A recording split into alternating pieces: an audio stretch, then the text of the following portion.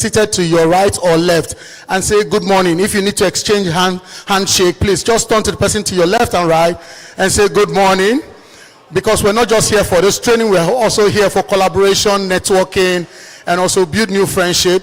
Yes, please don't go without getting somebody's contact. Okay, friendship is important, collaboration is key. All right, thank you so very much. At this point, I'd like to ask, please, can we all be on our feet for the national anthem, please? We are going to take the first stanza of the national anthem. We'll sing that, and we'll take the last stanza. We'll recite.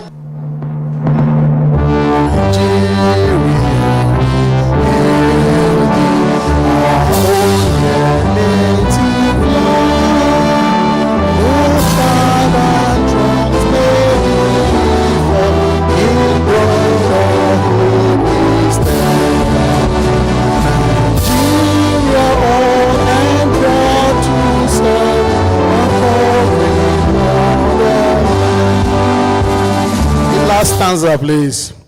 O God of all creation, grant this our one request.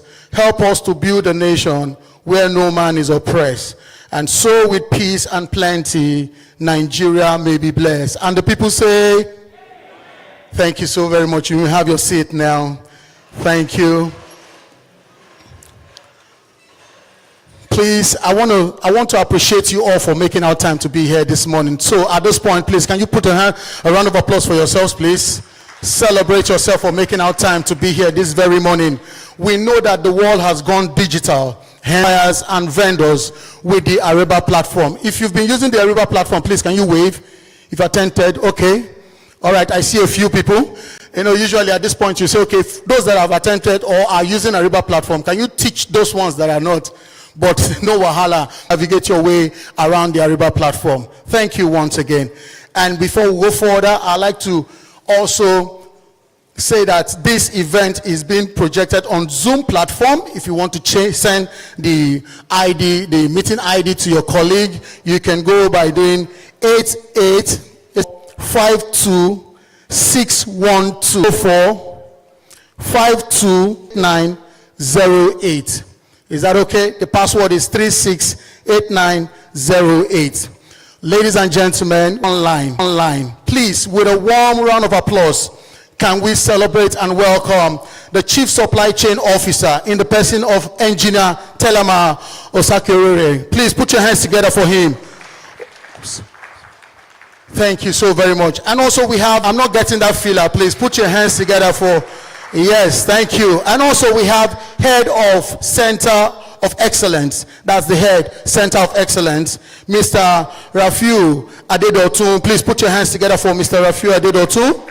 Make it louder. Come on, people. We also have Head Global Category Management, Mr. Abdulhakim Galadunchi. Please put your hands together for Mr. Galadunchi, please. Mr. Moses Sado, please, we would like to welcome you all and also receive. At this point, I would like to direct your attention to the screen, flanking me both ways.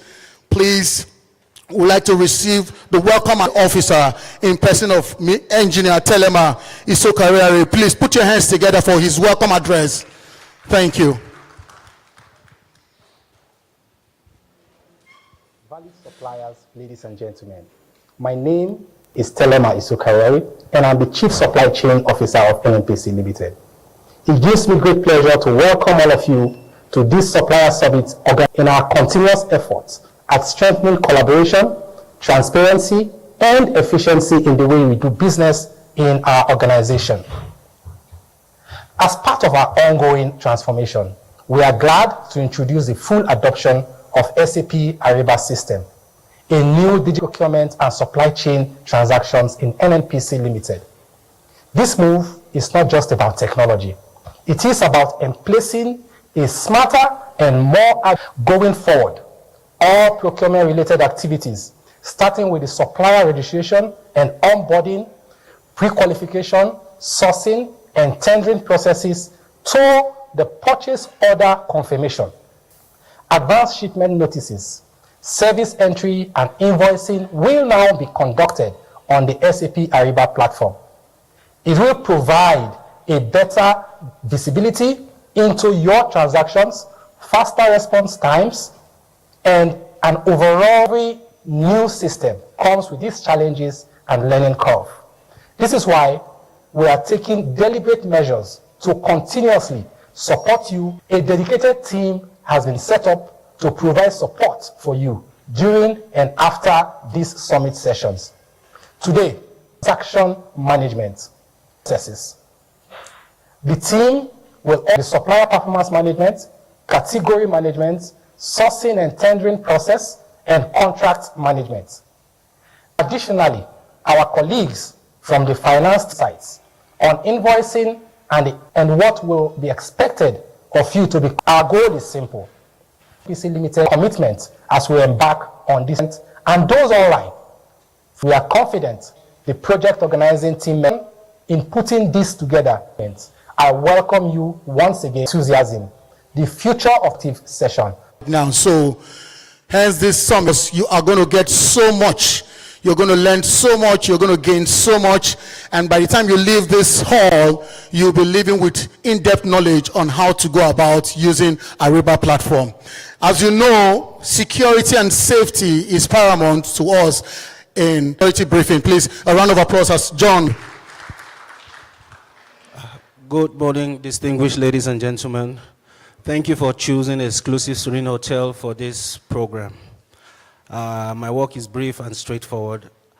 The security brief and safety.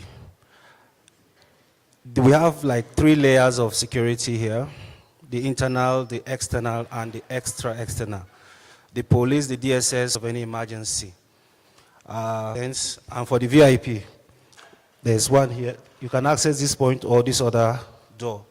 So, your security is our utmost priority. There's no stimulation in case of any alarm, please.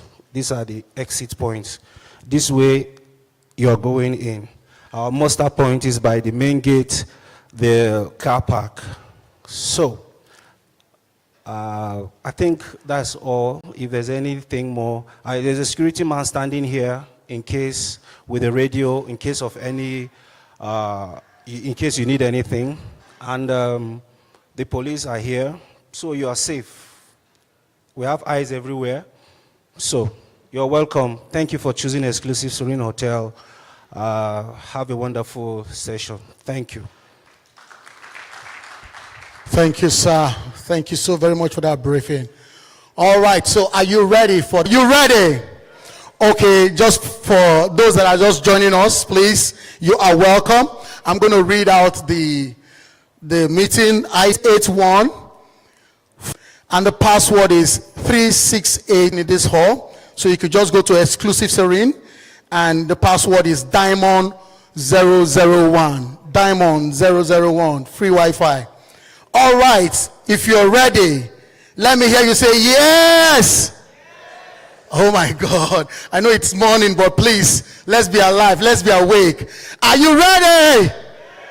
Okay, because we have our first facilitator overview of Ariba platform. Our facilitator is a certified SAP procurement consultant and digital procurement transformation expert with extensive international experience delivering SAP Ariba and SAP S/4HANA sourcing and procurement. Yes, he has successfully led and SAP Ariba sourcing by communications, manufacturing, active methodology about technology and business transformation.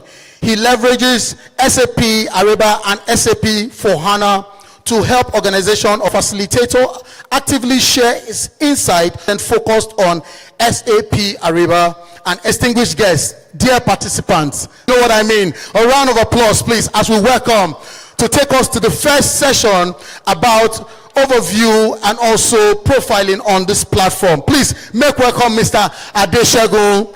Please make welcome Mr. Adeshagun Oluwasomi, please. It's not loud enough even until it gets to the mic. The Abuja part of here today to learn that will connect suppliers more effectively and efficiently. SAP Ariba is a dynamic. You will be. That is what you in over one on this has gone digital to use our iPads anywhere we go. For us, efficient, and so and Ariba S happens by connecting transactions. So what SAP Ariba Business Network will do for us is you the buyer, you the supplier to NMPCL head office to get your POs. You don't need to come all the way to get your service entry done or call somebody, have you done my service entry? Or you don't need to come all the way to submit your invoices. Everything is going to be done online. So we send you a PO. If a PO is if you get a job, a contract, or anything from NMPC now, or an RFP, that's a request for quotation or request for proposal, you get kicking. You get your POs online. If you have any message PO, you can actually reject the PO if you want, which is very important to our esteemed suppliers. It makes payments faster. Yes, I know we have terms of, payment terms. Yes, you have payment terms, but you can imagine you have a PO that was sent to you, you print it out, you misplace the, solicit to the supply chain team to help you print another PO, but you don't need all that now. The PO is always with you at every point in time. It's on your system. Once you get the PO, you fulfill your job, you do your service entry. Suppliers will be doing the service entry now. They do the service entry on the PO, on your Ariba Business Network. Once you do that, you send it, we approve it. Once it's approved, the finance sessions seamlessly. Does it benefit us as suppliers? What SAP Ariba Business Network brings, you can have an account with NMPC, you can have another platform, and say, specifically, it helps you grow your business as a supplier. As a supplier, like I said, once you are registered on Ariba Business Network, can see you. Any company can contact you, send you an RFP to bid for a job or anything, not just NMP. You can modify your company's profile. You do. We'll see that as a particular, now. Cash flows it makes things more efficient and more effective for you. So you get paid. If it's 30 days payment terms, 45 days payment terms, what we have, all those things. SAP Ariba Business Network is an invite from a friend for you to connect with them on Facebook or Instagram. That's their Instagram account. That's the way SAP Ariba Business Network works. So, Business Network, there are different free accounts. The standard account is a free account for you, and that's all we need from you. It's a free account. The account gets activated on the first transaction you have with any supplier. So we send you an RFP. It looks automatic, but you still need to register. We send you an RFP, we send you a PO. Once you click on the link of the PO, it takes you to a page, to a web page, the Ariba Business Network web page for you to register. And once you register, you log on, you get to, if the invitation is from NMPCL, you get there, you log on, you see you click on the link. Once you are registered on Ariba Business Network, then there is a questionnaire from NMPC for you to fill. I know a couple of us must have done that. It gets approved by the group supply chain team. Then, at that point, we can now say, yes, you are a supplier with NMPCL. So there are two ways to do that. First is for you to get registered on Ariba Business Network. Then you now connect with NMPCL. I send you an Instagram invite. You accept my invite. Until you accept my invite, that is when you become friends on Instagram. Then with that, we can now share stuff on and off. Now, so what does it do for you again? It enables you to transact with NMPCL. Once you're on the standard account, which, like I said, offers RFPs and all, has maybe one or two, be subject to fees on transaction volumes. But really, like I said earlier, we don't need you to have the enterprise account. All we need from you is, let me put it this way, your enterprise account is more or else like your Twitter or Instagram account, verified. You know, you have this tick, there's a green tick on your Instagram or Twitter account that is being paid for. That's all. If anybody documents you submitted and all that, that's standard account. So that is what, that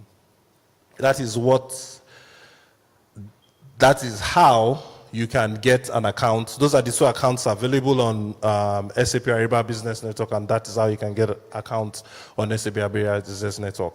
Now, the next thing is, now that you know the type of accounts, how do you even get registered? I thought I'll have a laptop to myself.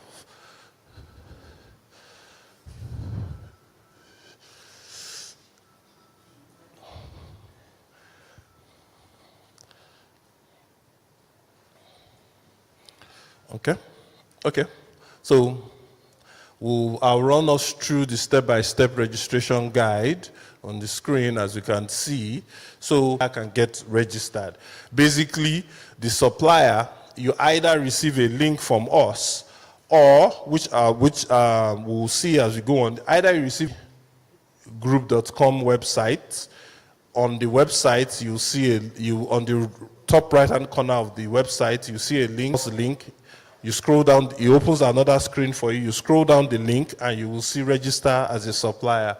Once you click on that register as a supplier, it's a form. You fill out your company name, email address, and you submit. When you submit, now, once you get the link, you create your, remember I said earlier, you need to first of all create your Ariba business account. You need to create that first. Once you create your account, you fill our questionnaire that comes after creating your account. You fill our questionnaire. When you fill the questionnaire, it goes for approval. They check all the details and your responses to various questions there. Once that is done, it gets approved, then you get registered, as you can see. So that's basically what the process flow tells us about. So this is the link you get when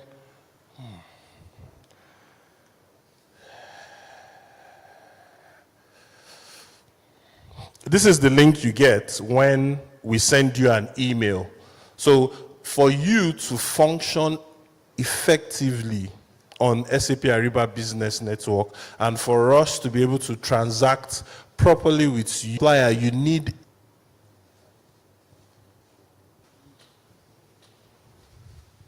sorry about that.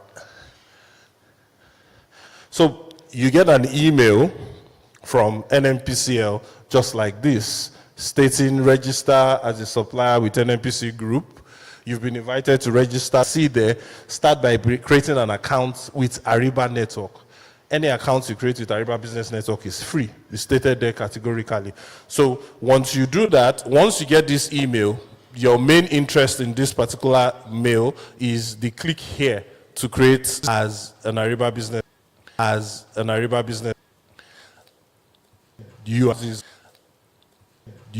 When you click on use existing account, once you log in with your existing account that has a username and password, you'll be able to name and password. You have access to the questionnaire. You have access to the questionnaire that is always attached to an account for NNPC, a separate account for total, various buyers. So also, some of us might have more than one account and you don't know the accounts you want to use. You can click on review accounts. Once you click on review accounts, it shows all the various accounts that you have that you can use. The one you need, then you can go. This is to show you its new account. Now, once page automatically address, so your company legal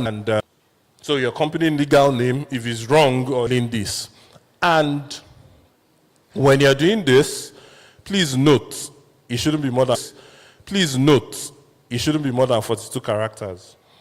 Once it's more than 42 characters, the system will prompt you when you are trying to submit to tell you that you need to reduce the length of characters. So, reduce the length of characters.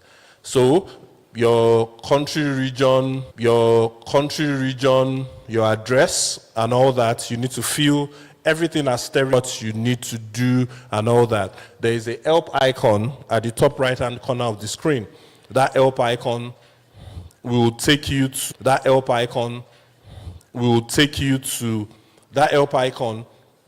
takes you to a chatbot from SAP Ariba Commerce Cloud. Remember, SAP Ariba doesn't belong to an NPC. We are both using it. Okay, so the help chatbot. Okay, so the help chatbot there, you can, if you have any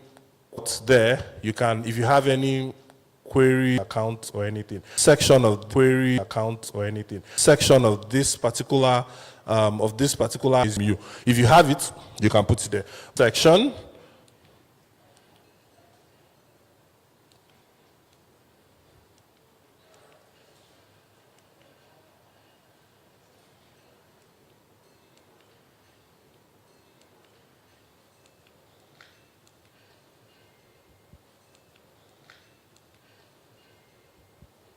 Sorry.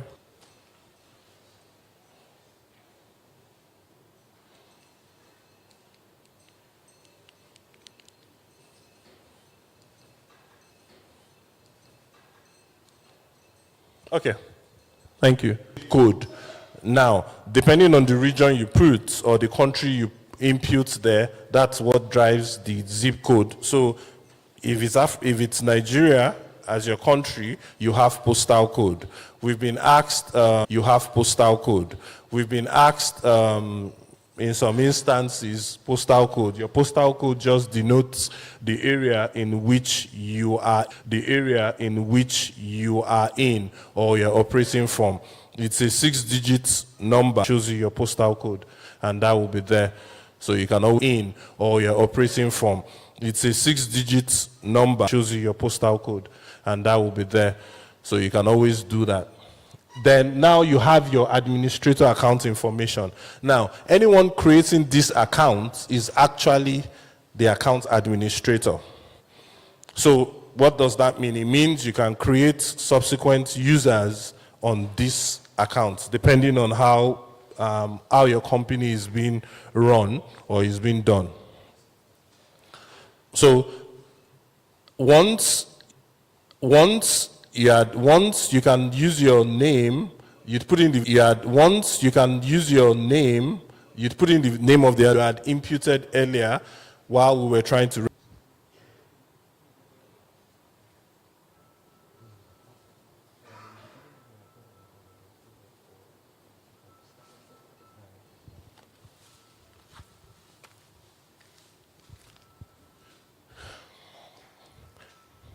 Sorry. Just 1 second.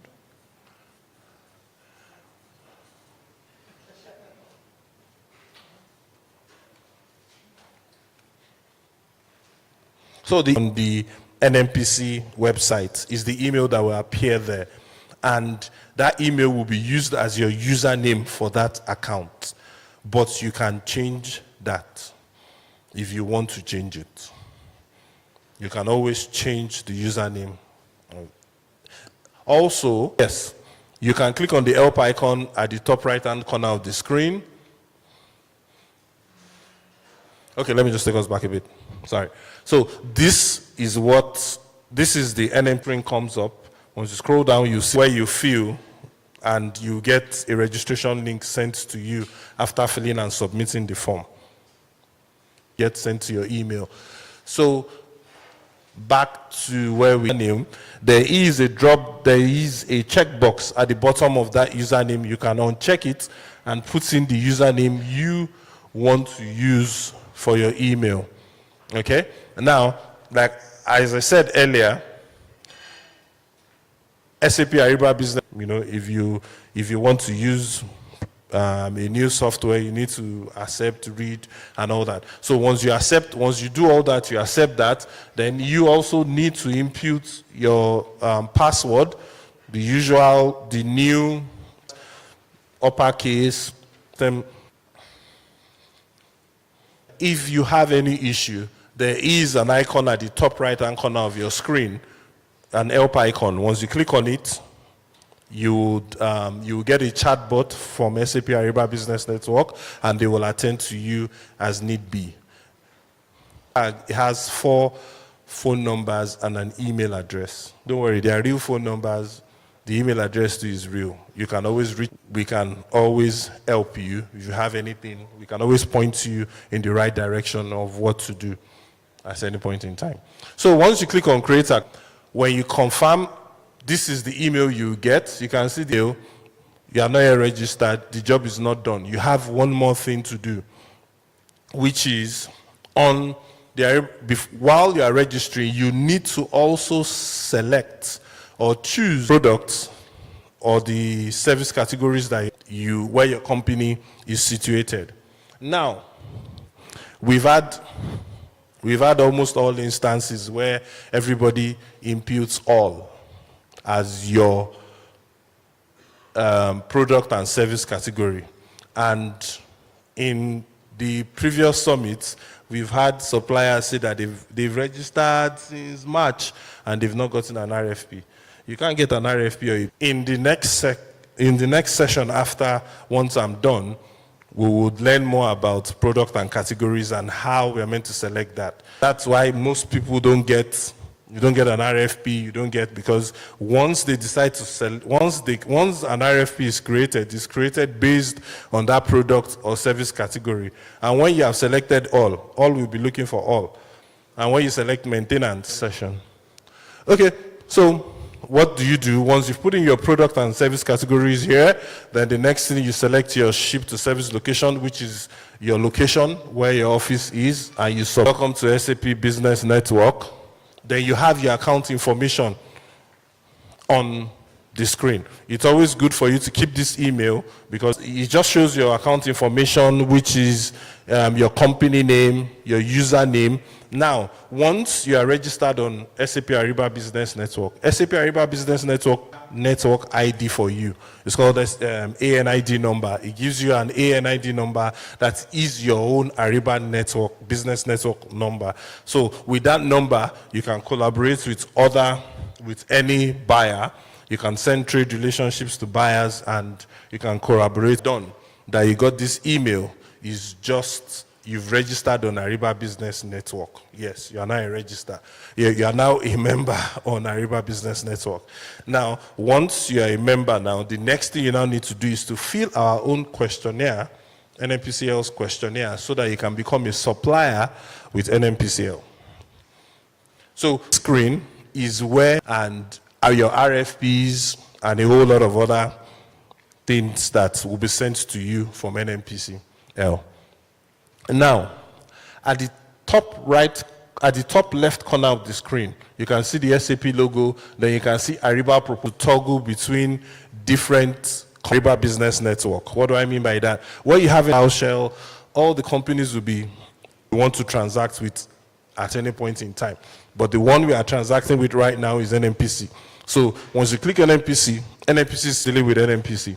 Okay, so once you are here, you will see a tab that says Supplier Registration Questionnaire. So, as seen highlighted, if you click on that questionnaire, it opens you up to our Supplier Registration Questionnaire. So, this questionnaire is what you need to fill, and once you fill it, it gets revised, approved, and you get an email that you are successful. But please note, you can see at the top right-hand corner, but it starts counting 29 days. Sure you complete the questionnaire before then. If you don't, the system automatically locks the questionnaire. After the 30 days is over, then you need to now send that they should please Okay, so basically the questionnaire, the first section is your general supply. If you accept our customer code of conduct. So it's a yes or no question is there. Once you click on the drop down, you select yes or no. It's compulsory. As you can see, it's asterisk in red.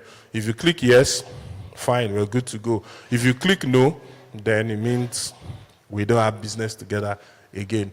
So we would learn more about that. It's your supplier full name, put in your full name. Please note, your full name, supplier full name should not be more than 42 characters. Please note.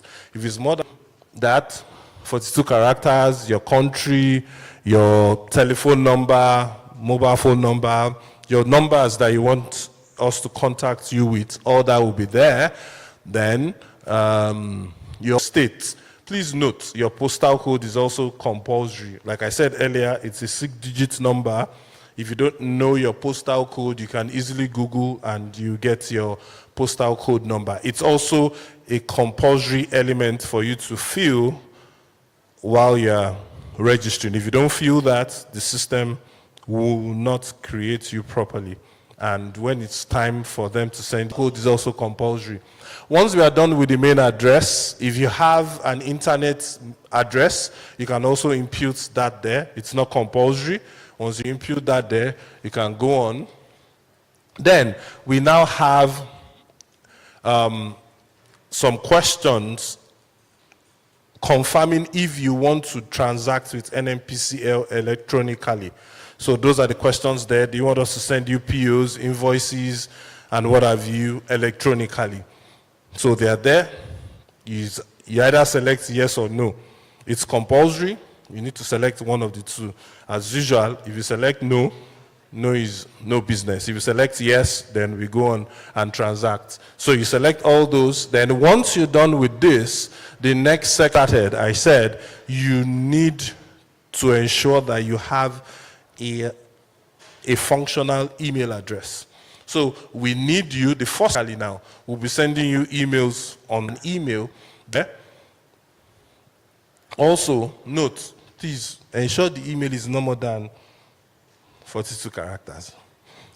So you put your email there. Now the next one is your email address for account payables. So account payables, basically the email address you want to use to receive your invoices and any other financial transactions that we'll be having on the system. So you put that there.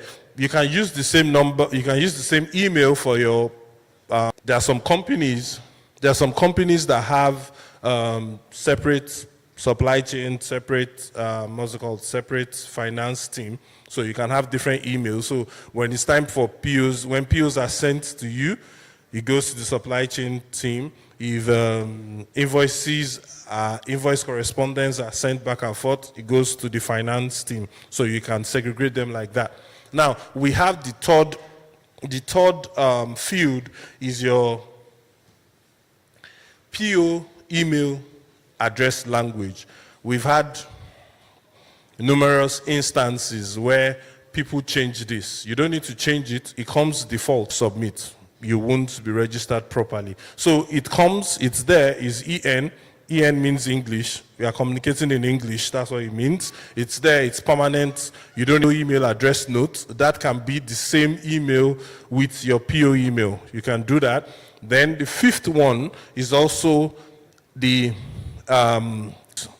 it comes default in EN. Please don't touch it. Just leave it the way it is so that your registration doesn't get truncated. Now the last one is your is also part of your invoice email note that ensure the email is functional so that when we send you POs or you send invoices and all that, you can receive them and you see them. They are default fields. Now, once you're done with that particular section, the next section is where you input your tax number, your TIN number, your VAT number. You also need to input your NSITF, pension, insurance, all those certifications. You need to input them with attaching documents also. Once you do all that, you also have your banking information also. If you have more than one bank account, you can your CAC number, your RC number, all those things you need to ensure you input them there with supporting documents. There are attachments, you can upload attachments on the system there.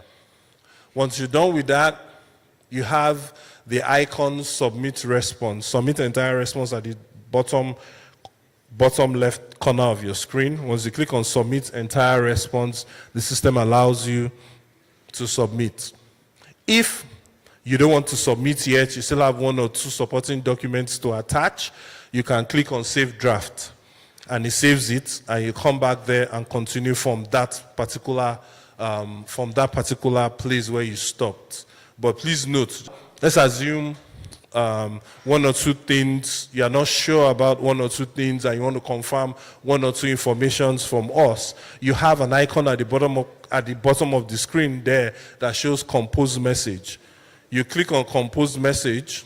When you click on compose message, it also allows you, it comes up with a screen that allows you to communicate with the project manager that sends you this particular have one or two clarifications you can send. Once you are done, and you're done, at the top corner of your screen, you see that your response is submitted, and I made an error. At the middle of the page, you have what we have an icon, revise response. Once you click on revise response, again.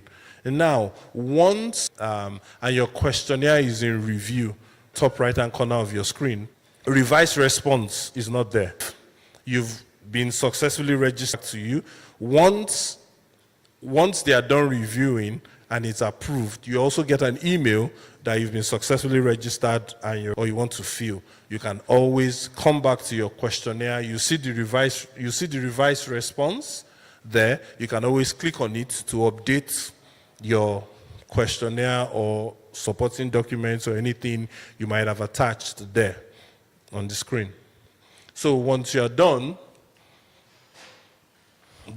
once you're done and you're approved, then you've been successfully registered with NNPCL as a supplier. So remember, first things first is to register.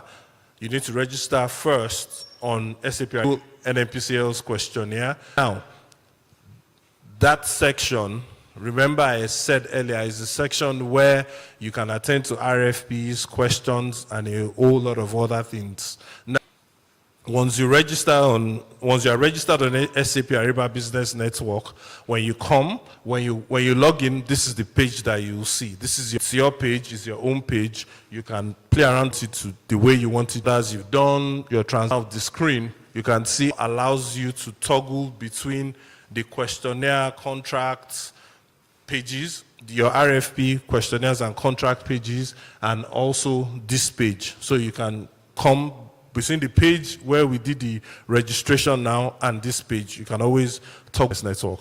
Now, your home page, the first tab you have at the top corner of the screen is your home page, which shows you all this, where you can customize your home page. The next tab is the enablement tab. The enablement tab allows you, it's where you also receive tasks from various buyers. Maybe there are tasks they need you to do, enablement tasks. Tasks that will make you collaborate with them effectively. That's where the discovery tab allows you. When you click on it, it searches for various RFPs that are open. So how does that help you? That helps you when you've selected your product and service category properly. So any RFP that is open, for instance, they're looking for janitorial service up to Africa or West Africa, you always find the bid. You can get the bid and apply also as a supplier to provide service to them. So then you have your workbench.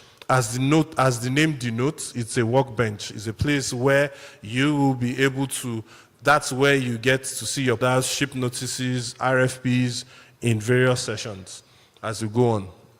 Then you have your orders tab. Your orders tab is where you see your purchase order, your various purchase orders on the screen. Notes, fulfilled. All the purchase orders you fulfilled, the service entries you filled, and the ship notices you sent. All that is under that fulfillment. If you want to create invoices or the 1st of January next year. So you have invoices, then payments. If you want to track the payments that have been made, that is also there. Then you have your more icons for you to select. It's under the more tab. At the top right-hand corner of the screen, you have your initials.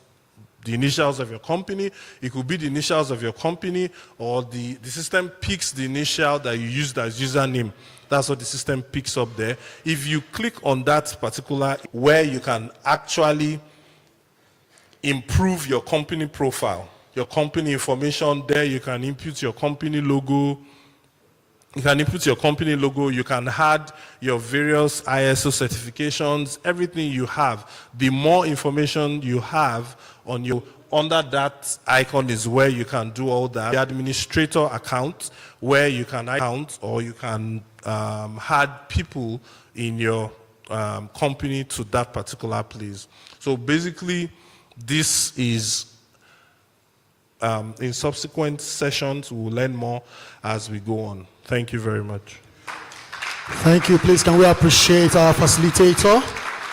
Thank you, Mr. Okay, I have two here. Please, your name and the organization you represent, please. Good morning, everyone. Good morning, sir. Yeah, thank you very much for the short and brief lecture. So, as I was actually flipping through the manual guide that you, I came across something that my organization is AJO Mastercard Global International Limited. Yeah. You mentioned of zip users that don't know exactly. No, we have several zip code, and we Nigerians we find it difficult to actually derive a particular zip code. So, and each state, according to a particular directory, it's like that. So, how can we get a particular zip code that thing when we are filling the form? Thank you. Okay, sir. Thank you very much. Thank you very much for your question. So, you selected your country as Europe or America as your country. That is where you get required. That's where they will require your zip code. But once you select NG, which denotes Nigeria, that zip code changes to just go to Google, the postal code. You will always see the postal code of your area. It just denotes the area in which you are in. It helps pinpoint your specific area. That's all. My name is Danjuma Jacob Damina from LOJ Engineering Consultation. So as existing, and that's for existing, what do I do as well? Thank you. Okay, sir. New suppliers. Click on. If you remember, I said something about fully before in NMPC on SAP S/4HANA. We have a back-end system, which is where all the data that Ariba rides on, that's where the data resides. If your email is correct there, and when you receive that RFP or the purchase order in your email, the system, once you receive it on your email and you will see the link, process order, or click, it takes you to SAP Ariba Business Network to register. Whether you are to register or business network, the next thing that will pop up on your screen is the Ariba Business Network homepage, Scm Supplier. But as an example, as a supplier, you can come to the help desk at the back corner there, and we'll give you a link where you can, that link, you fill the link, you put in your company name, email address, and we'll send you a link to register as an existing supplier. All right, thank you. Next question. Thank you. Good morning. Question is, for this application be downloaded to use or... Thank you very much for your question. Yes, buyers and buyers. So on that particular that I showed you, where you have your initial, that you see the app also. So from there you can download the app, and it means you can actually run your, this possible also. My name is Uchenna Michael. I'm service category. So you can select all. That's adopting interest for all the services. So let's look at and see if maybe if all is not necessary, then we can actually go ahead and also take it off the platform. Thank you. Thank you very much, sir. Very good question, sir. Unfortunately, I've recorded your question. I'll send it to SAP Ariba. They will remove all. So remember, it's like you telling Instagram to remove or Facebook to remove a particular section from the Facebook page. You're not the only one using Facebook. Everybody's using Facebook. So it's going to be difficult for them to do that. Some companies might allow you to use all. Session, we'll learn more about product. You need to, how you can select that. You need something, so you want something done. It is something, not everything. So it has to be a specific, you have a specific target for product or service. That's just it. Okay, sir. Thank you. Next question, please. All right. Good morning, everyone. So for existing business to expand, so when we get a new category and a new area, we platform so that we can get RFQs for these new categories. Okay. Thank you very much for your question, sir. Yes, it's possible for you to update your category with supporting documents, but it's possible. Yeah. Thank you. Matter of fact. My name is a platform we are talking about. Hacks that. So we are talking about hacks that. So the second one, password. So the second one, password, relating to Zoom link. To Zoom link. Is there any link that we can, is there any link that we can, see all it has been seen? You made mention see all it has been seen. You made mention of a Zoom, the presenter of a Zoom, the presenter, the Zoom link. So I don't know if we can get the link so that our colleagues can also join. Thank you. All right. Yes, sir. Thank you very much for your question. Yes, sir. Thank you very much for your question, sir. Can I take the second question? All right. It's a Zoom link. What's the question, sir? Okay, sir. So, to answer your first question, which is how long is SAP Ariba Business Net question, which is how long is SAP Ariba Business Network? It's an organization that was started in 1972, and I think it's growing as day goes on. So it's there for you to transact with anybody. One last question. All right then. Okay. Good morning. Good morning. My name is Ernest Efe from Visa Global Concept. Okay, I have, my question is, at this point of your ID, you made mention that we can be able to change, if we don't want to use our company email as user ID, we can use maybe other email. How possible can that work? They normally send a link to that actual email, like our company email. Yes. Thank you very much for your question, sir. So remember, what you change is your username. You are using your username, still the user name. So do you understand? There are two different things. I don't know if I'm clear. Okay, sir. Thank you. All Okay, right, final thank you, question. sir. Yes, I still remain me. Sorry to come for up those again. that are just joining, please, who are My you? name please? is Danjuma Jacob Damina from LOG Engineering. Can an administrator be changed? Peradventure, maybe I am the administrator and I'm leaving the company, and somebody who is coming on board can be added. Did I say access? Yes. Sir? So the first one is yes. Link on that icon, help icon, drop down, chatbot, send it. SAP will help you. SAP Ariba, an administrator. You are the one that will group administrator. Okay, sir. Thank you very much. Sir. All right, thank you. Please, can we appreciate our facilitator for taking us through the overview? Okay, a quick one. Let me just test our brain now. How many accounts do we have? How many accounts do we have? 2. Okay. So all right. So if you love that presentation, one more time for our facilitator, Mr. Adeshagun. Thank you so much, sir, for that welcome. This is the NMPC I thought I would get a hand clap there. Every time we land on that note, you just do a hand clap there. Thank you so very much. Okay, in your summit pack, you have a face cap there. You can see some of us wearing our face cap. If it's convenient for you, please, you can put on your face cap for uniformity, please. That's why we like to encourage our participants. And also, please, always be with your property, your tag, behind your tag for further inquiries. Like he has said, for further inquiries, behind your tag, there are numbers, there are contacts there. And also, we have help desks at the back.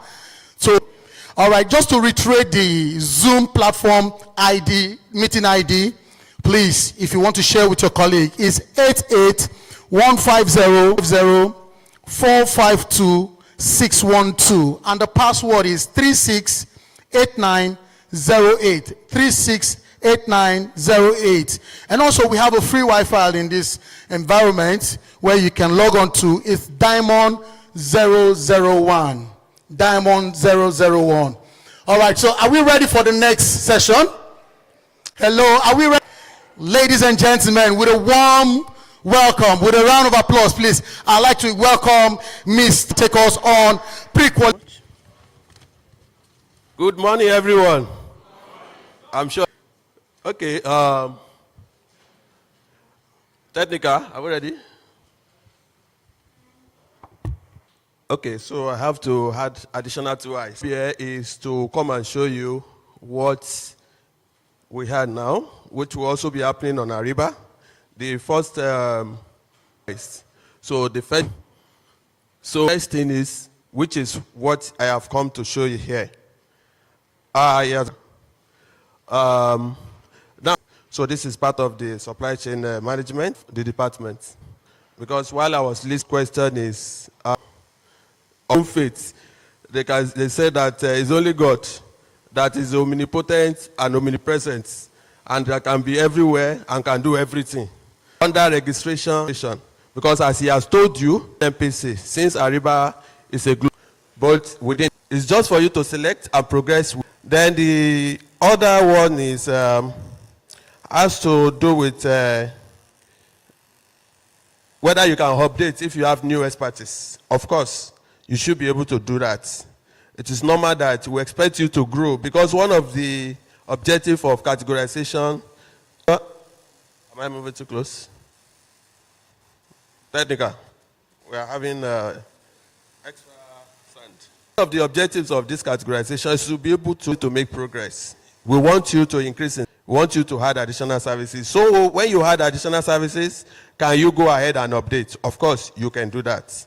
So that opportunity for us to be able to have this content, so that most of you must have received by now. Then, like we said, you are not supposed to be able to do all. Then where do we put you?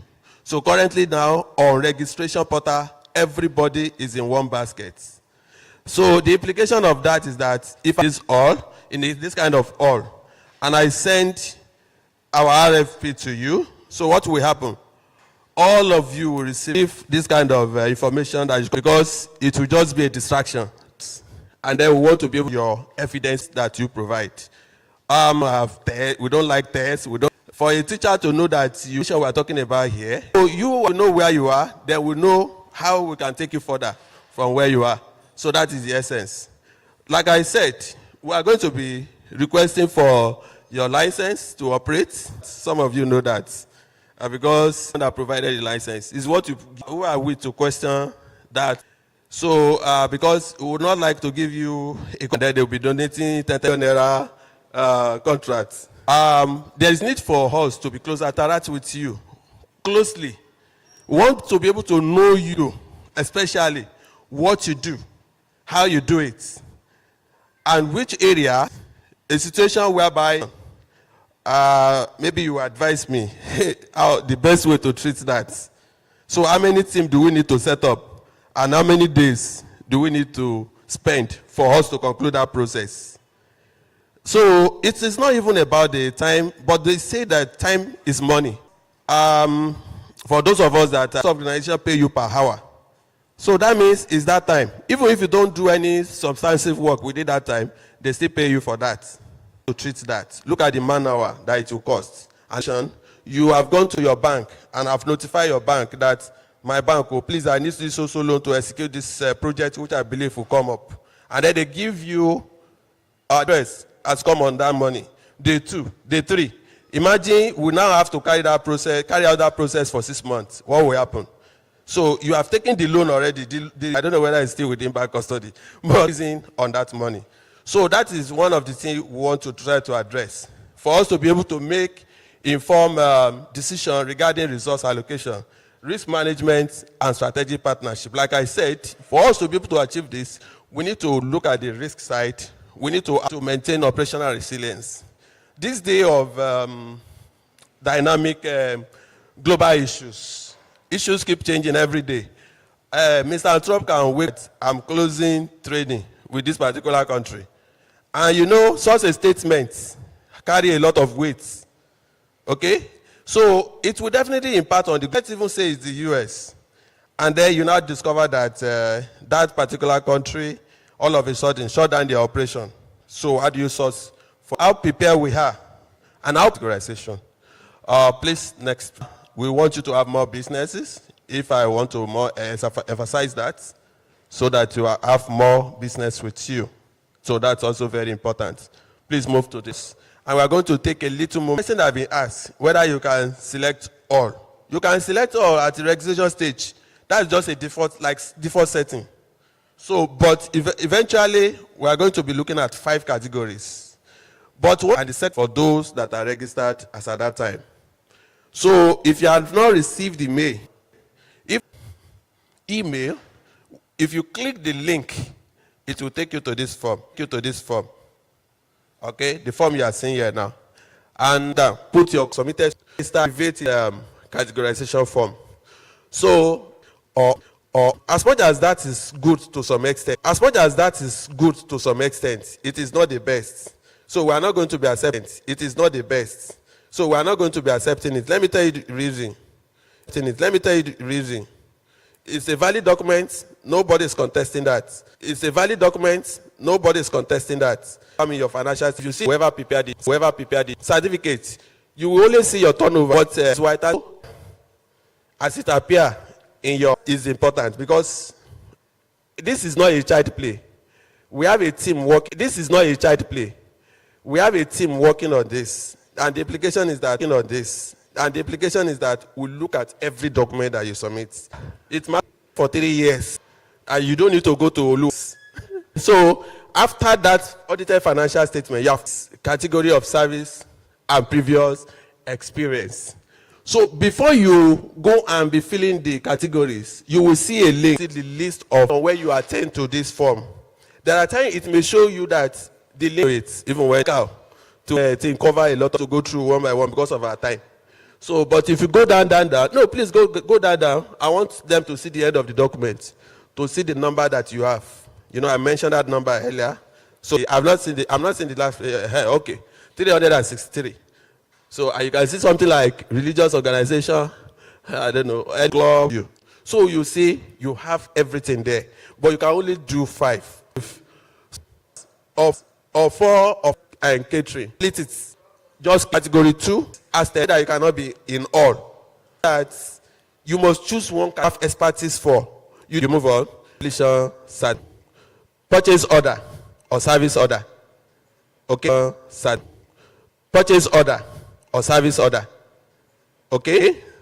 So any of these items will be okay as many. Like I said. So what critically to look at? Sense agent doing accounting. So those are the kind of can come in different shape. Looking at if you want to, the permit should be valid, not expired. Should be valid, not expired. If I'm 0 and why expired. Okay. So if your permit has expired, it's better you renew before you now come and fill this form and attach them. Okay, so that's about permits. Then the next thing is a professional body that your organization is registered with. Okay, so you have some professional body that your organization is registered with. The idea is that if you're a credible organization you also want to associate with professional bodies. That's the idea. So we believe that if you are registered, because those professional bodies also have some regulations in place, ethical conduct. So please attach as many as possible also for separate pages. So it doesn't have to be, you should be working with maybe engineer. Those are the two.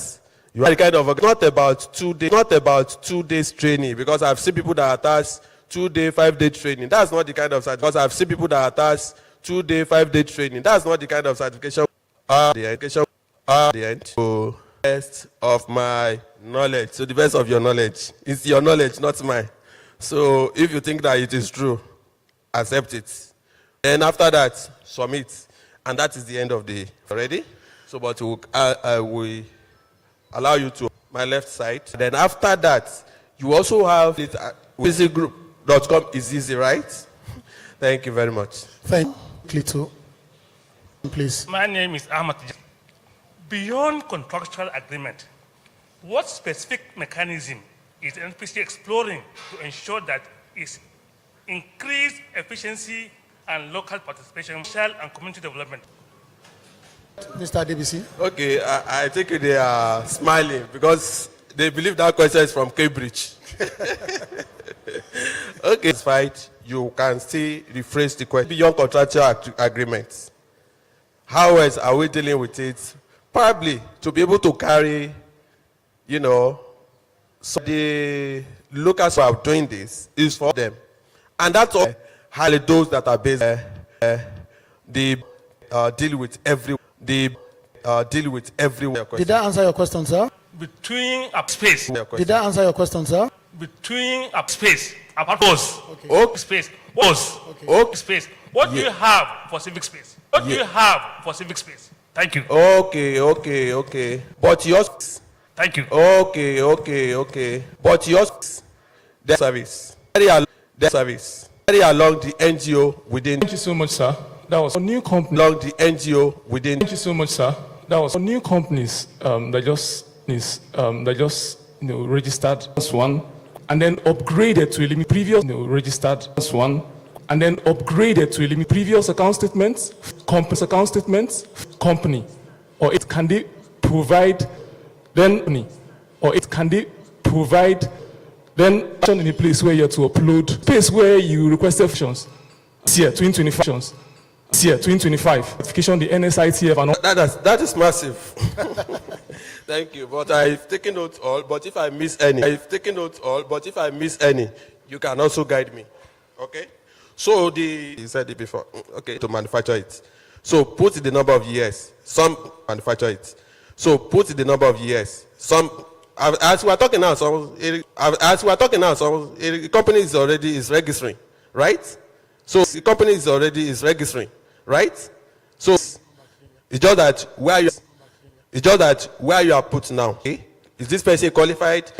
Or even if you don't provide at all. So that one is simple. What you need to do is just to. So that one is simple. What you need to do is just to update. You need to update. You need to, our registration team, there is a registration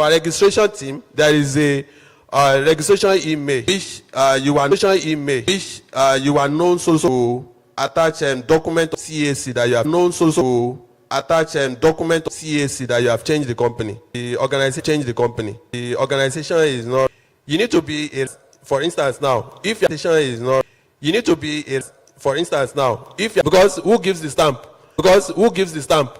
I can write or qualified. If permit expires, so I can write or qualified. If permit expires, so it's going to be reviewed from time to time. If you notice that, maybe. Thank you. I'm from IKEA. Maybe. Thank you. I'm from IKEA. The first item, and they wrote it. Does this mean that used by the company to register? Sir.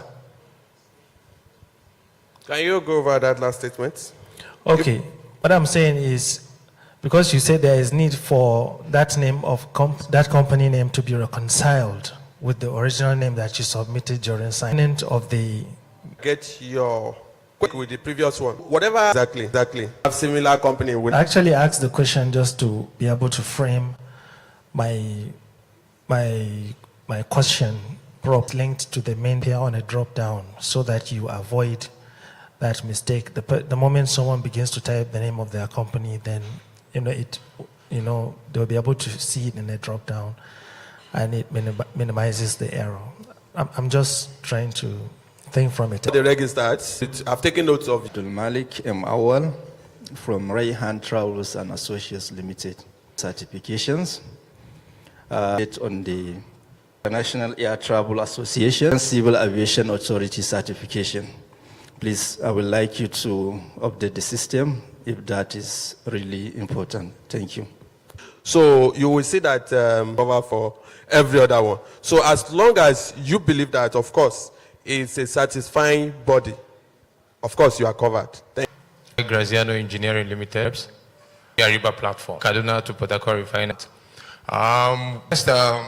Rehabilitation project. The first guys outside SAP, there's a concept platform which would participate in that SAP Ariba system, platforms or categorizations platforms. An habilitation project came up, categorizations platforms. An habilitation project came up, is scrutinized or interviewed for jobs, is one. Then on NM for jobs, is one. Then on NM, so that is another thing. I had similar issues of that. I mean, referring to my question, how reliable is this? We saw vendors who were new, who were not in the system, vendors who were new, who were not in the system, who participated in the project. Then some of us who were in the system, who have made a lot of sacrifices for NNPC, suffered to participate in that project. And I want to say, I think that's related to most of the challenges. I think that's related to most of the challenges they had in that project. Mention names, then we in that project. Mention names, then we. It's my very much. Yes, sir. And then to them, so we have more information. But from you talk about that job information. But from you talk about that job is a project that for them to be able to manage that project on their own, they created that platform. So it's like people that they will be used just to manage. So it's like people that they will be used just to manage the project. Extend our fellowship to you. I'm sure that on that one. So, but let me answer other questions you raised along the line. Whether you need to register or all of them. Yeah, like the case of the along the line. Whether you need to register or all of them. Yeah, like the case of the Apex. Okay, that's oil companies. We have joint venture JQS. We have joint venture. JQS is an arrangement of you are familiar with NAPIMS, the investment. Okay, Ariba is for. And NNPC Limited is, I don't need to be, is for. And NNPC Limited is, I don't need to be, or you are hold. You have responded. If you have not responded, I don't like NNPC's face again. I want to. For answering. My name is Samuel Gaya from 4D Scale Limited. Part of the question was asked by somebody and updated. Someone go ahead to put up the expired document. And then secondly, you mentioned that a link may be your updated document. His document.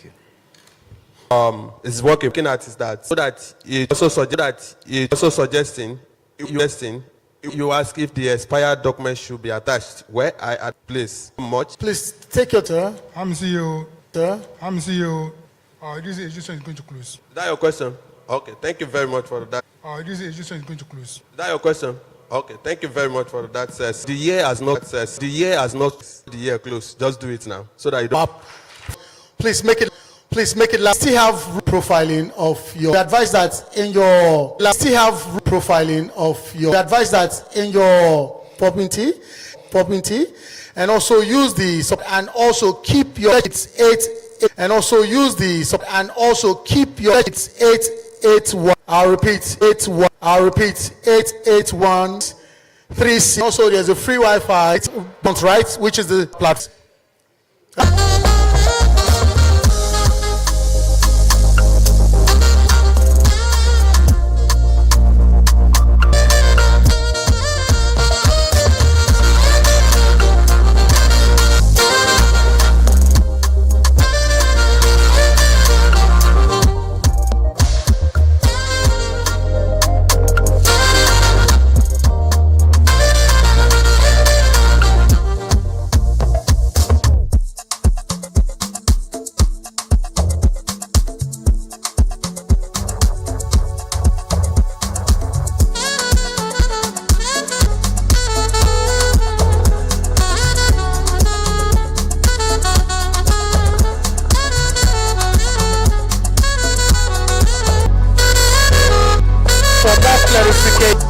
Go make your findings. Right behind us we have the Ariba help desk. After now you might have to navigate the platform on your own, so please avail yourself this opportunity and use the help desk for any further. You might have to access the platform on your own, knowing fully well that NMPC Limited is already on the Ariba platform. DJ, please, can you bring down the music a bit? Bring down and register, and that's where we'll Ariba platform. Please, when use, you might have to go bank. It's right outside. Invoice. You can walk outside more on their products. This invoice discounting. EcoBank just outside, and also. So, ladies and gentlemen, 2026 January, do business going forward.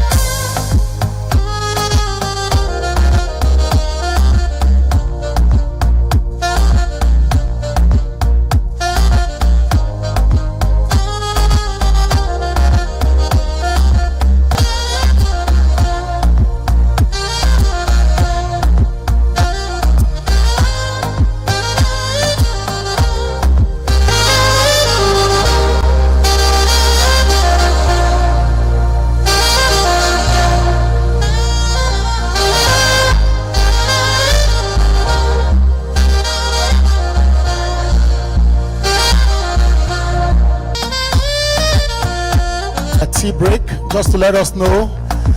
In a couple of minutes, we'll be reconvening for the next session. If you have your friends that are outside, you can just call them up so that they can join us. At 12:20, we'll start the next session, 12:20, to connect. Because beyond this summit,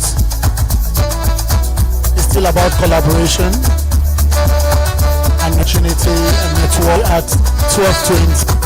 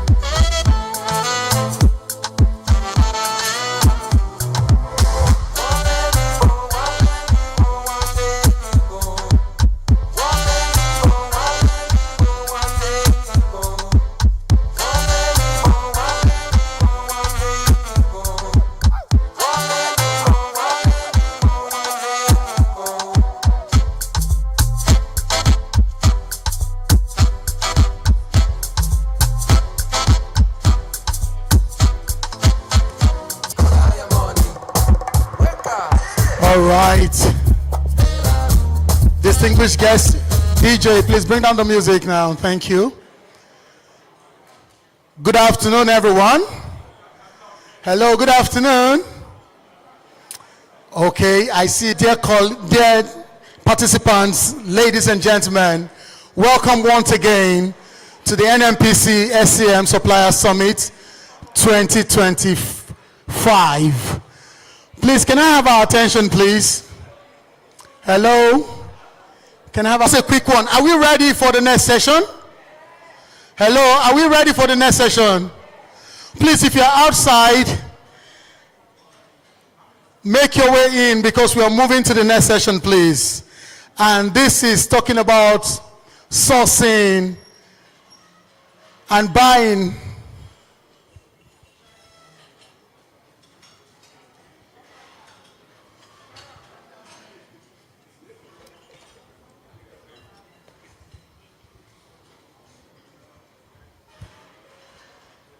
Sourcing and contracting, how to go about it. But just a quick recap. I asked initially, I want to find out again, how many accounts do we have? 2, right? We have the standard account and we have what? The enterprise account. And which one are we saying you should be part of? Or services, yeah? 5. Don't do more than 5. Oh. Do as your capacity card. Okay, do that, please. And all your document must be up to date, yes? Hello, all your document must be what? Up to date, please. Don't go, if you don't have document, just leave it nil rather than telling us something else. Because if you don't get evidence, you go explain tire. All right, so are we ready? Hello, are we ready for the next session? If I don't get a response, we're not moving on. Are we ready for the next session? Are you sure? All right now, so if you're ready, all right, okay. Some people are still sitting down as if they are not hearing me now. Okay, the next step is there. If you're ready and you know it, and you really want to show it, if you're ready and you know it, touch your toe. Some people cannot get to the toe. Please, regular exercise is needed. We just did this to just, free up those spaces. You can have your seat, please. Thank you. You can have your seat. Ladies and gentlemen, is also ready to take you to the next session of contracts and sourcing management. Our facilitator is an SAP procurement consultant and digital supply chain specialist with hands-on expertise or experience deploying and optimizing SAP Ariba sourcing, buying, and invoicing, the supply enablement solutions. His expertise span SAP Ariba, S/4HANA integration, suppliers lifecycle performance, and master data role in streamlining approval work. Our University of Technology, Mina, and also holds a certification in SAP Ariba procurement, SAP Ariba sourcing, and SAP analytical clouding. Beyond his project work, our facilitator also mentor up and coming SAP professionals and share insight on Ariba, S/4HANA, and procurement best practices to support the next generation of digital procurement leaders. Distinguished guests, hello, contract sourcing. Are you here? All right, so I can see him. He's making his way. Maybe because you were not clapping, that's why he didn't stand up. Invitation to tender, invitation to bid. I believe the essence of registering with NMPC is because you want to transact with them, correct? So how do you now transact with NMPC? If you are invited to tender, what are the steps? What are the process? We are going to touch on all the various steps that you need to have transactions successfully. Same, you can transact such orders. So up now already, it should help us walk through these steps. While it's coming up, so the first thing you need to have at the back of your mind is your first point of contact for any transaction with NMPC is an email. So regardless of if it's an invitation to tender or a purchase order or a service order, you need to receive an email first. And that email would capture the transaction you're to run. And that's why there's always emphasis when you're registering your communications. They're trying to send you an order, the order didn't get to you, you're complaining, what's going on? Mainly, likely, most of the time, I believe 90% of the time, the issues are nailed down to the email you use to register. There might be conflict in the email, and that's why you're unable to receive such orders. So it's very important you register with the correct email. Now, I hope you can see my screen. And we know the benefit of qualification in health. At this event, you were invited to participate, you've been qualified, and there was an invitation for a specific category.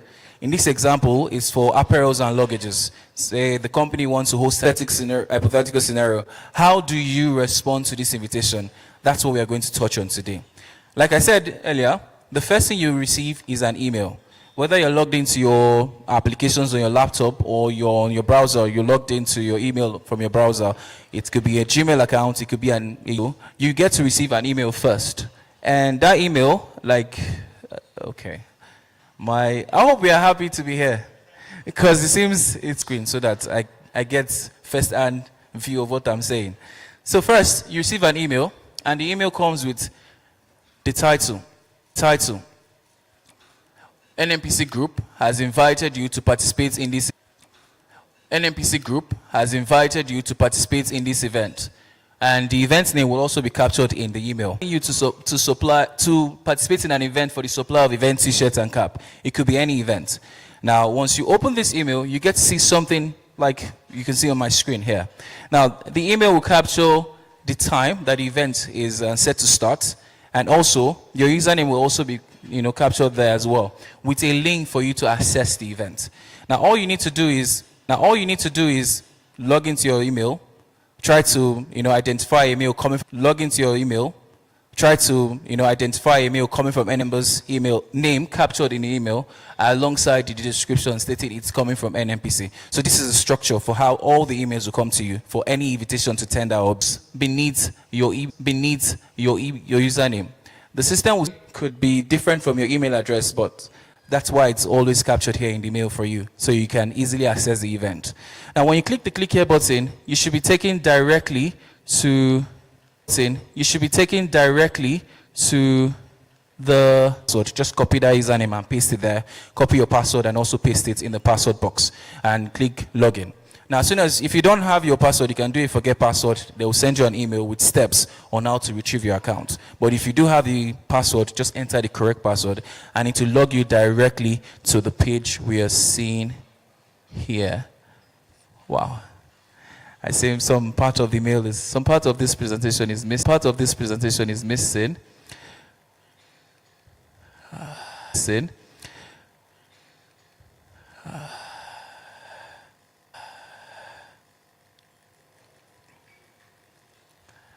Event name, and also about 4 different buttons. The first button is for you to download content. The other button is for you to review prerequisites.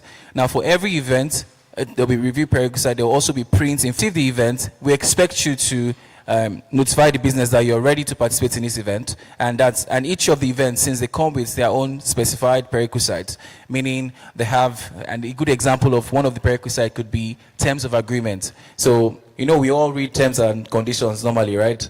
So you get to see that terms and condition. You review NMPC's terms and NMPC's condition. After reviewing that, you can then accept the terms and you can proceed to the next thing, which is to select the lot you want to bid for. I might have to pause because I don't think you're seeing what I'm saying. So.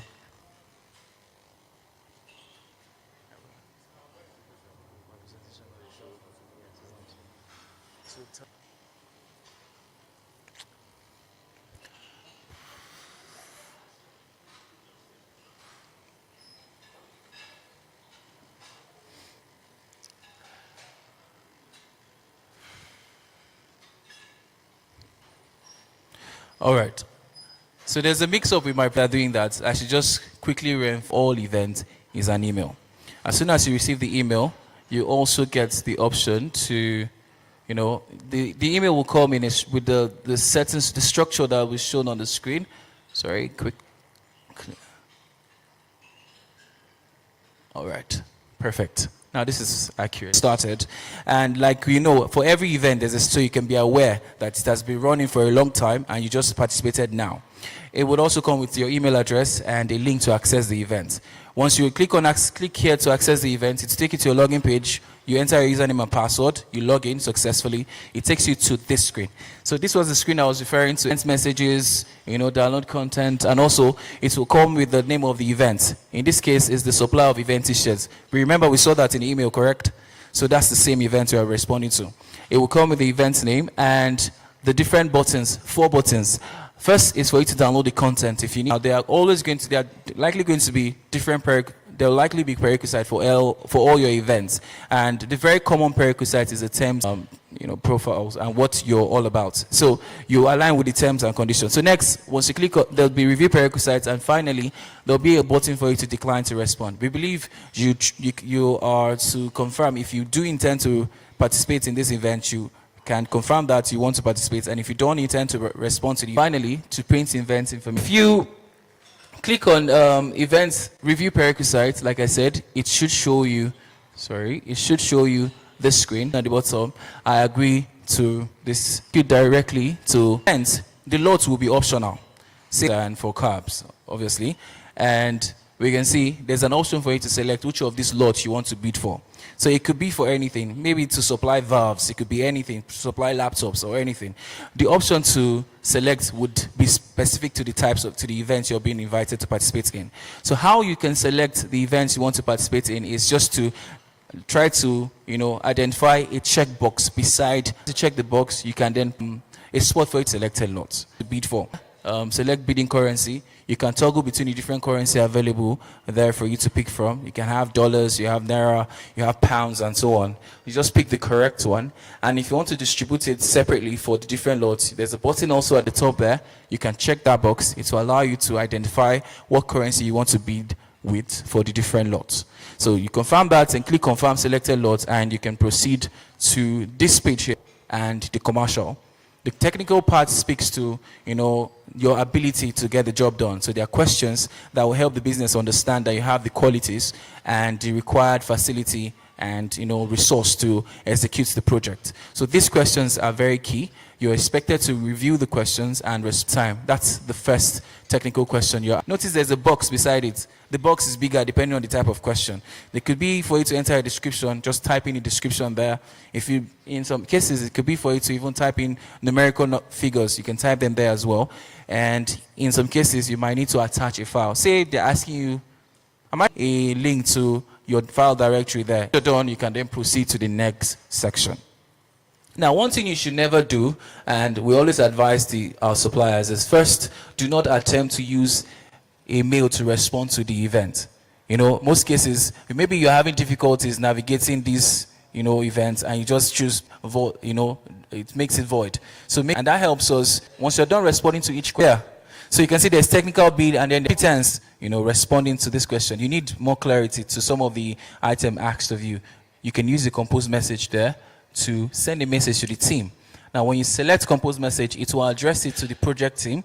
They are actively, overseeing the project. So once you send the message to them, they'll receive an email immediately with the message you're asking, and they respond timely. And also, and I believe everyone else needs to be aware of that. They will send the response to all the team members. And if it's something specific to you, they will respond to you using the, based on the questions you've asked. So do note that, and always look at your mail for any response. So once you're done with that, you can see the confirmation button at the bottom right. Click OK to submit, and cancel if you're not ready to submit. So it's just a confirmation. As soon as you click the submit entire response, that would prompt your sum up immediately, and all you need to do is just click OK to confirm that you want to submit. And once you do that, you should get to, and like you're seeing on the top of the screen by the right, the time remaining for the event. It will be counting down to the end of the event. Every event, like we know, have a start and an end date. So depending on the duration of the event, it will keep counting down until the end of the event. Now, some of us might be wondering, what happens if I don't respond within the time specified for the event? you will be closed out from the event. You won't be able to submit despite accessing it, because it's very important. There might be an invitation that might have been sent to you last week or even this week that spans for 14 days or 30 days. You should make sure you look at your mail to access those events. So you have an extra day to submit this for the event to end. And there were mistakes you made in your submission. Is there room for you to, make event, and you see you want to make that change in the event, and the time for the event, there's still time for the event to, there's still room for the event to end. You can click the revised response. It will reopen the event for you with an option for you to make your correction. So once carrying you guys along, use a live transaction to help you see what that looks like. Respond to an invitation to bid. So Abdul Rashid, if you're ready, you can take it up from there. So let me ask, please, what's the first thing to look out for? An email, correct? Once you receive the email, are you just supposed to just look at it and close it? What are you doing next? Read the mail and do what next? Click the link to access the password, and it will send you steps to, and example, it's a test company. It's just and if Abdul Rashid can open the email, he gets to see the mail that was sent to us, and it should be right there. So that mail is within an event, and not clicking that link to access the event. And once you're done entering the password, you can click on that. It will just ask you to provide your email. While he's also doing this, let me also confirm that we are following. After logging in, what happens next? We are waiting for the demonstration. All right, don't worry, we'll follow through with each of the steps. Now, depending on your network, it could take seconds to just log in. If your network is very good, it won't even take long. The system that you're using here, it will take longer.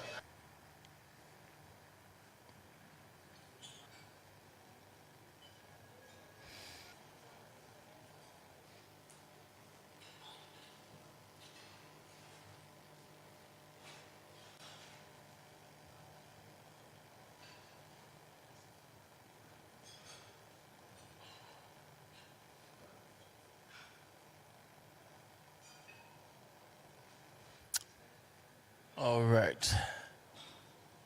This is taking long.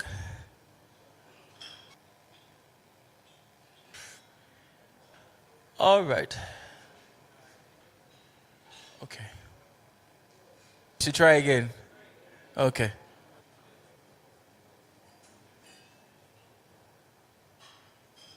Can you visit service.ariba.com? Just leave this page. Just visit service.ariba.com and try to log into your account. So if peradventure you're having this issue that we're having right now, you can always go back to your profile and log into your account at ariba.com and enter your username and password. Or are you a supplier? Select that you're a supplier. The approach we're going to use, since this is taking how you can log into your account at any time. So if you just visit service.ariba.com and click on search, it should take you directly to a page. It will ask you, are you a buyer or a supplier? So you can click the supplier, and it will take you to a page asking you to provide your username and password. So enter the username, lumify@gmail.com. You can click on next once you're done.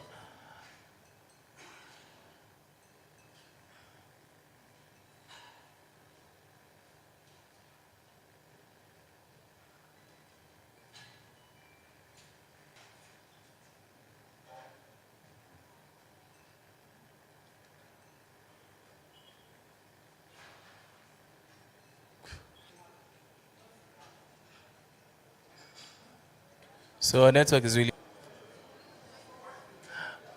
So we can try a different network. Maybe it will help.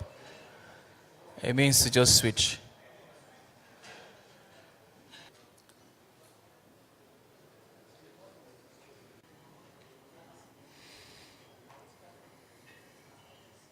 How many of us have received an invitation? So we're saying is familiar to you, correct? Yeah.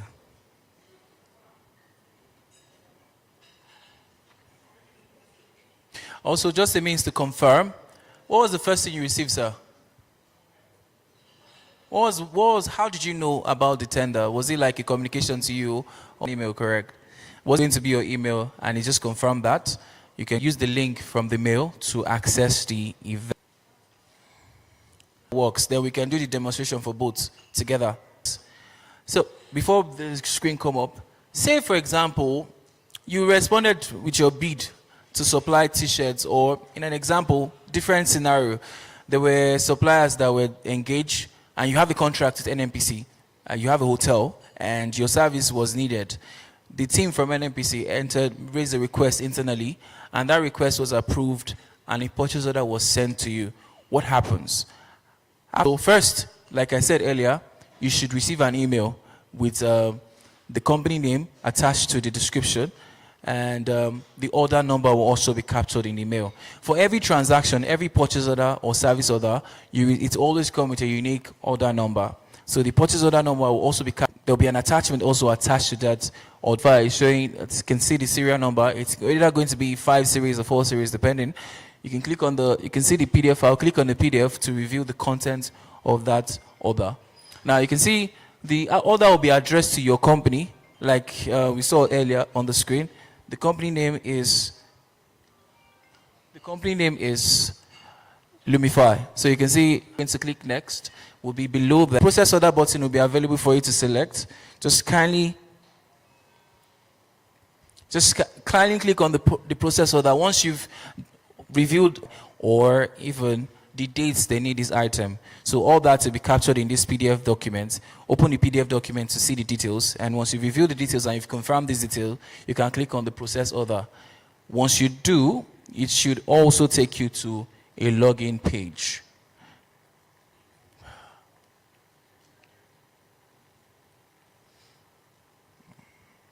Button is not working. Okay.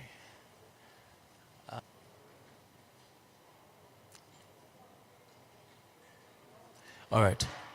Now, it's expected that once you click on this process order name and your password, enter your username and password and click on sign in. Once you sign in, it should take you directly at the top with few buttons available to you. The first button is create order confirmation.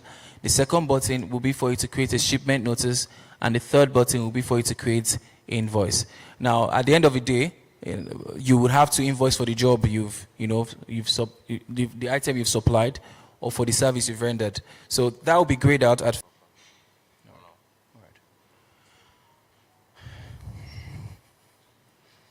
All right, so shipment notice, and last is for you to invoice. First, until the job has been first, the two buttons available to you would be for you to create an order confirmation, and next for you to create a shipment notice. Now, this as the next button to select. This is specific to goods related transaction. If you have to supply a material, but if it's for a service, you have to render a service, it would be slightly different. And what you'll be seeing will be for you to confirm the order. That would appear in both transaction. But the next thing will be for you to create departments to accept that you've done that job. So the first thing, like you can see on the top left, is the order confirmation. Now, it's expected that once you receive an order, you are supposed to confirm the order. And that confirmation tells the business that you've received it and you're actively, executing that order. So, clicking the order confirmation, you will get 3 options. One is for you to confirm the entire order. The other is to update line items. And the third is for you to confirm the entire order. Say it's a supply of office equipment, laptops, 500 laptops. You only have 300 in your warehouse. And the prices might vary, and let's say the time they need the item is next week. You can't get the other item within the time that is required of you to. How you can update this order to tell the business that is by using the update line item. The system will ask you to provide, the item you're willing to confirm, and those that will be a back order and those you want to reject. So if you are going to respond with those you want to confirm only, you can provide that in the order confirmation box, and finally submit this. This tells the business that you're confirming only 300 items, you only have these items in stock, and the other items are not currently available. So you are only responding to those, you're only willing to supply those 300 alone. But in an instance where you have all the items in stock, you can click on confirm entire order, and the system would assume you have all items in stock and then confirm all items for you. So that's the 2 buttons. And the last, definitely not the least, is for you to reject all the order. Say there's the value you are seeing in the, in the PO. You can reach out to the team and you can reject the order first and then give a comment to why you're rejecting the order, reason, and send it to the business. It will tell them that this is why you're rejecting the order, and that's why you're rejecting the order. So the 3 buttons, like I said, are on the screen: confirm entire order, update line item, and reject entire order. So say there's also something to look out for at the right. Can we see something? There's a write-up that is colored green at the right. Can we see it? It's showing a status of the changes to the order. It would also update from new to changed. If you've actioned this order, you've fulfilled this order. Depending on the stage of that fulfillment, if it's at the state of confirmation, it will update the order to confirmed. If you didn't confirm all the order, say you only confirm some of the order, it will show partially confirmed. So it's very important to look at the status because it will keep updating based on the stage of the transaction. So it's just by the bottom right, and you can always see that there. Every document you create at the course of the transaction will also be updating there. So say we are willing to respond to all the order. We clicked confirm entire order. What happens? The system takes you to this screen here. The screen is just going to, you have 2 different sections. The first section is for you to confirm the item, and the second is the review your confirmation. So the confirm phase, which is the first step, is going to provide and is your confirmation ID, all the transactions you're running or executing on the system. So you're expected to provide a confirmation ID. This ID is specific to you. Now, it could have any initials because OC stands for order confirmation in your own, way of structuring your transaction logs. You can have it in that format. You can use a serial number, even 00001, as your order confirmation, ID number. So that field is there for you to respond with the confirmation ID that you intend to use to track all your transaction. It is important because you believe in documentation. So provide that confirmation ID, and next, delivery date and shipment date. So just provide the date that speaks to when the transaction would start. In this field, it will be there for every transaction you run, and you intend to respond to the shipment start date and the delivery date. Click the calendar button to review the different dates and select the correct date. Once you selected the correct date, you can then proceed to the next part, which is for you to click next. These are very important, so make sure you fill this form correctly with the correct information. And once you're done filling all of this, what you saw in the PO is also what you're going to see there. So if there are variations, you can always communicate that to the business. But ideally, it should be a replica of what you saw in your PO. At the bottom there, you see the item type. In this case, it says for you to supply a material. And also you see the date this item is needed. They'll enter the dates that they need this item there. So you can use that date to fast track the supply of this item to the business. So have that date to be. So once you're done reviewing all of this, you can click next. Clicking next would then take you to this screen, exempting that purchase order document, the confirmation ID you entered, the shipment start and the delivery dates, estimated shipment start and delivery dates. You see that all captured in this review screen to a confirmed start. Just confirm the order. Did we confirm all or some of the order? Some? All, because you confirm all the order, that's why it's showing confirmed. If you had confirmed partially, if you had confirmed some of this order, it would have reflected it. What you'll be seeing on the screen, it would be partially confirmed. Now, just ignore the bottom part of the screen, just the top. It's going to ask you for 3 things. Not all of them are compulsory, just what you have at hand that you want to respond with, which is the first button there, is asking you to provide the item, the number of item you want to confirm, and you can just type it there. If you want to tell the business that it's going to be a back order, it won't come with the first batch, but it will come in later. You can capture that in the back order field there, enter the remainder of the quantity that you believe would be shipped to the business at a later date. And finally, if you want to reject some of the order, say you have 500, out of 500 items, you only have 200. The other 300, you don't have it and you do not intend to respond to those and supply those items. You can then enter reject. You can, in the rejects box there, you can type in 300 and finally submit.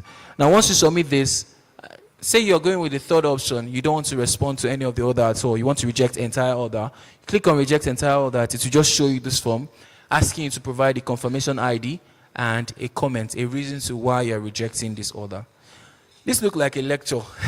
Have a manual. The manual should also help you through with the steps on how you can run this at your own time. And the intention was to demonstrate alongside the... There are a few steps that would help you. I'm still saying the wrong presentation slide. Sir? Presentation slide. The wrong one. The wrong slide. This is the wrong presentation, please. Well, the next slide would have shown you the different steps so that you can have it at the back of your mind. Just have a picture in mind how you then you're required to respond to the email by engaging the email, reviewing the content of that email. After doing that, you can then proceed to the next thing, which is for you to sign in and log into your account and confirm the order. You can specify the type of confirmation. Is it all the order or some of the orders? So depending on which of this order, you can, depending on the scenario that suits this, you can confirm entire order or confirm update line item to just confirm some of the orders. And finally, you can confirm or still showing new. Can I throw a question? Email. What are you supposed to do when you receive a purchase order? Invitation to tender or? Sorry.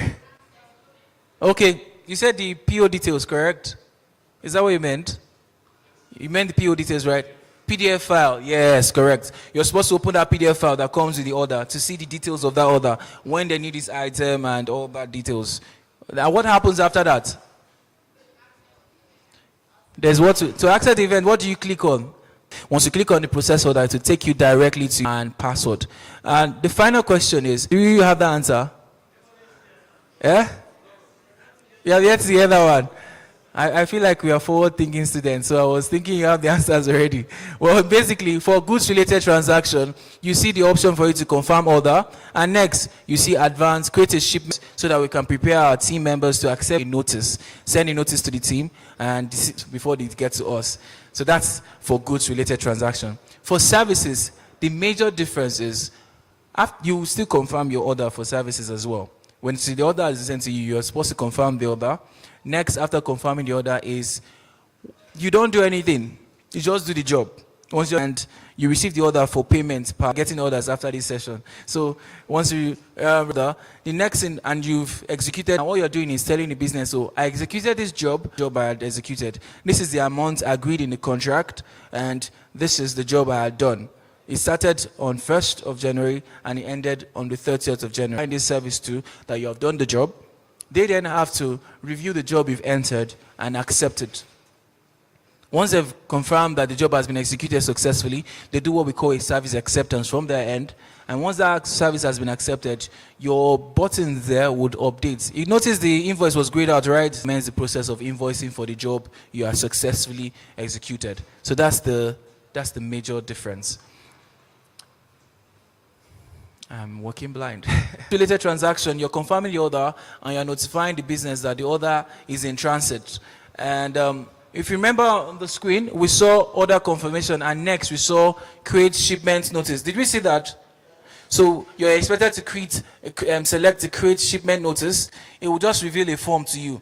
That form will just ask you to provide a tracking ID. It means for, a tracking ID, it means for you to track the item. You provide all the details, carrier service that is going to get the item to the business so they can, watch out for the carrier service. The name of the carrier, all that details will be required of you. Any supporting document that needs to help them understand, the dates to get to them, you can provide them as well. And finally, you're expected to enter the accurate date, the date it to be shipped. In confirmation, it was an estimate, correct? So in the advance notice, you're expected to enter the warehouse and the date to get to NMPC.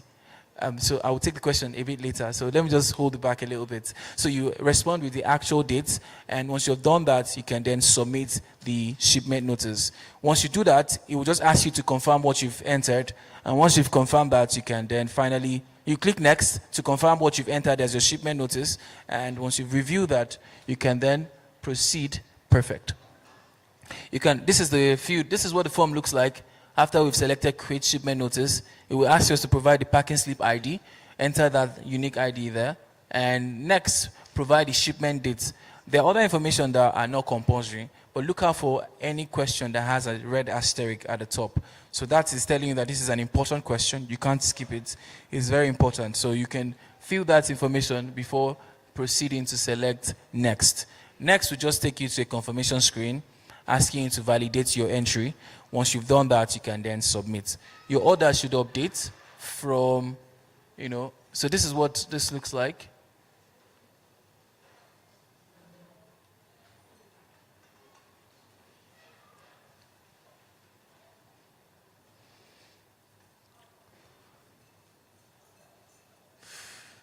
Received. That received status is what will be there, and have that at the back of your mind for every shipment that you're going to send to an NPC after confirming the order. Next is for services, like we said before, seeing a job, that is a service. It's related transaction, a supplier for a material, you do a confirmation, and immediately after confirming when the item will get to them and when it will leave your warehouse, you do them that you've received this order and you're willing to respond and you're willing to attend to the order. Then after you've done the job, it could be a month, it could be a quarter, it could be a year. Now, based on that duration and contract terms, based on if it's a milestone for quarterly payments, if the PO captures that and you receive that after you've confirmed, so click the create service sheet. Let's just quickly see what that looks like here. Related transaction. Once you've confirmed the order, it should show a form asking for record keeping and personal to you. So provide the service sheet ID and type it there. Then finally, next you will be asked to provide the service sheet data that is default. The system will pick that for you. Done. So you can provide that there. Add attachment button there for you. And once you've added the attachments, you then have to enter the service start and service end date. Enter the service start date and the service end date. Once you're done with all of this, you can then proceed to the next thing. Did you notice anything about an amount here? It's only showing descriptions and name, Abby. So we are supposed to do that as well. Capture the description, the amount that we had agreed to execute this job. So what you do to effect that in this service sheet is to add, the breakdown of the cost. So what you're supposed to do in such instance is to click add. Can we see the add button? So click the add button. It will reveal two options: to add contract/catalog item or to add unplanned item. So in this case, click on add unplanned item. It will then review the service sheet lines at the bottom here for you. It will be blank.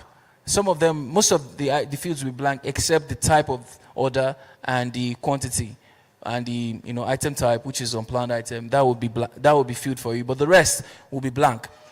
You can freestyle it if you want. Probably enter a different amount, but we have safe proof to make sure that the other amount tallies with what was agreed in your PO. Short description, and next we calculate that by using the box there, quantity/unit. Can we see that? So in that unit box, just by the side of it's the same box, but they are demarcated by a single slash. So click on the quantity sector, the price for this job, for this particular order. So type in the exact price and the unit of measurement. So if it was in Naira in the PO, type Naira. If it's dollar in the PO, type dollar there. So just type the amount and keep a space and enter the currency. The amount and the currency. Once you've entered all that, you can click on the next button to review your submission, and finally, it should take you to this screen here. The screen would show you all that you've entered and the option for you to submit. Once you've submitted this service sheet, the order will update from confirm and reflect a service status in the PO details. So it will just show a service status in the PO details. So that will just confirm to you that this order has been serviced, and you can then just wait for the team internally to review the job you've done and accept this your service. So with this, you can print the document if you choose to, or you can, you can always go back to your account to look at what has been done. We also saw how to respond to invitations to the next session. Thank you very much. Thank you very much. We are taking questions. You, yeah? Thank you, sir. So, from NIPEX, and I don't know how it will work. Whether everything, since you said everything is going to Ariba now, that's question one. Then that payment is broken into milestones. Apart from milestones, you also have payments that could be some in dollar, some in naira. So I don't know how it will look like. That's my question, sir. Thank you. Thank you so much for NIPEX. And you want to invoice for that transaction, how will you get to NMPC? Well, to be honest, the NIPEX portal is completely different from that of for that of the group. So transactions like that would have to be on the NIPEX portal there. Okay, no. The account with NIPEX. No, sorry, maybe to throw more context on it. We bidded for a job, okay, or maybe a contract, and we won. And NMPC is, okay, let me be specific, NEPL okay, is the operator. So everything now will be coming from NEPL. And since we're migrating to Ariba, initially, okay, what we do now is we invoice to NEPL. Okay. Paper invoicing. Okay. So I don't know. Previous transaction, right? But the same process themselves. Not NIPEX, an email with the invitation to bid. You click the link to access the event and try to confirm the lot you want to bid for. Then respond accordingly and submit your entire response. In that order, you can then respond. But for the second question you asked, you were trying to confirm. I don't know if you can nudge me to it again, just so I don't mix it up. Okay, so maybe for the job that we do, Naira. Okay. Yes. Thank you so much. So to of the order. So that's receiving that, you have to do the next thing as confirming the order to tell the business that you've received this, order, and you're willing to commence this job as agreed in the contract. That would then notify the business as well. They would know for that milestone. You saw that on the screen, right? So you click the create service sheet. It will ask you to provide your confirmation that your service sheet ID is unique to you. So any serial number you want to maintain that accordingly, and submit the service sheet, providing the dates of the job and the description of the job you had done. A short description, not very lengthy one. A very short description with the amount that was agreed in the PO that you received. So with that, you can expect to the team to accept the order after reviewing and confirming the job was done successfully, and also there will be provision for you to invoice for the job for that milestone. So same goes for your orders that might have two components, dollar and naira. The components will come as separate POs. So the first PO would be for the naira, part. Okay, thank you. Good afternoon. Good afternoon, sir. Yes. My name is Suleiman Umar from Utmost Construction Services Nigeria Limited. So we received an event link provided from the email. It opened the space to provide the username and the password. So for to view the event, invited wrongly, because there was a contact provided in the email. We tried to contact the person with all the evidence on the display. There was no response up till the day that the event went off. So should this, when we receive another email, what do we do, sir? Because we are afraid. All right. Yes. Don't be afraid, sir. Thank you. Thank you very much. Now, I have a question for you. Register the account. Yes. We may need to take that outside of this at the back. Okay. We'll have to review your accounts. Very likely, it just happened when you have just authorizations, a few details of can view the profile, but they cannot action an order. So based on how you have structures, so based on the authorization, you may not be able to access the event if you don't have the permission to do so, and that's why you get that mention. You do not have the permission to transact this order. But since in your case, you're the owner of the account and you're the admin of the account, you should be able to access this event. But we'll look into it at the later outside the session so we can understand why you had that issues. Because I became surprised because I do order confirmation. Okay, just one. No, just one. Just one. Okay. Yeah. All right, thank you. Can we have this man with face cap? Please, on the aspect of the tax information, is it going to supplier? Okay, thank you. That's a very good question. Well, that information is coming from NMPC. It's not from you. The VAT will be charged in the PO, automatic entry. You will see the system would allocate the general total amount, the gross total, that for you. And inside the gross amount, the system will throw you an error saying that the amount exceeds the agreed amount because you're expected to just enter the net amount without tax. You understand? So the system will calculate the tax on your behalf and allow you proceed. Thank you. Thank you. We are moving the question rather. Yeah. Good afternoon, sir. Good afternoon. Quick one. I just want to be from XY Graziano Engineering Limited. I'm the COO with XY Graziano Engineering Limited. My question is just to be cleared. The SAP Ariba, we've been cleared before, for the IOCs, we know about the IOCs, but this SAP Ariba now, does it just affect the SBUs or does it include the CSUs too? Should we add these two or is it just for the SBUs? That's all. Sir? That's all right? So basically, yes, all the business units would utilize the Ariba system to send you any foundation that the RFE will come through CHQ. You understand? But for independent business units that their function is that they have that capacity to extend this invitation to you, it will come through their business units. They will be the ones to send the RFP to you. Gas. Now, I had a particular experience twice from your group. We received an ITB or RFQ, whichever one you choose to use. And then the timing of the ITB, the time allotted for you to submit or respond, is like 24 or 48 hours. The last one precisely, we got that email at about 1 a.m. in the night, and we were 1 hour or thereabout. Twice we have had that experience. In fact, in one of the occasions, we had to write the contact person whose name was, reflected on the ITB, the email we got, to say, why do you do this? Is it an intentional attempt to phase some people out of the process? Because it does not create a balance, in my own view. Thank you so much. Thank you so much for that question. We'll take this feedback to the team. Ideally, it should be a minimum of 14 days.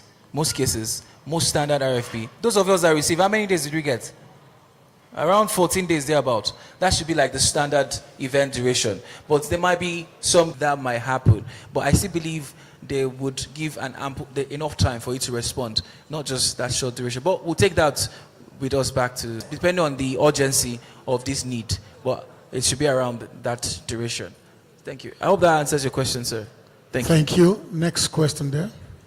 Good afternoon. My own question before. Yes. On your profile, correct? Yes, on the profile. Yes, you can. And there's a provision for that. Yes. So ideally, Ariba is not just for NMPC alone. It's a global marketplace. So we have other suppliers on there that tend to supply of, let's say an item that should be sent to maybe Dallas, Texas. So you would likely receive such enablement. Is also updating. There's a percentage showing how much you've that in your profile. Good afternoon, everyone. Emmanuel is the name. Delta Paraventure was, because without that we can't to us. Thank you for that question. It's internal. It could depend on the order itself. So I believe that would change. It's dynamic. It's not fixed. Depending on it's not fixed. It's not be asked. All right. Thank you. Next question. Number one, on price before tax, location. Like here in Abuja, I think if you are carrying the same service, let's say somewhere in Maiduguri. So, under the bidding, is there any provision for negotiation or consideration for location in terms of cost allocation? I'll leave it to the senior colleagues to answer that for you, because I believe they are all paying attention to this, your question. And the first question you asked, if that's creating your service sheet. Under the price, are you supposed to is put... it before or after? Yes, before tax or after tax. Thank you for that. So it's supposed to be before tax. That's why I use net amount to tell you that is the amount before tax. They're supposed to enter there. This is for doing your service sheet, correct? So when you're entering your service sheet, it's just the net amount you're entering there. The system will calculate the tax for you. And if you attempt to enter the amount, including tax, it would fail.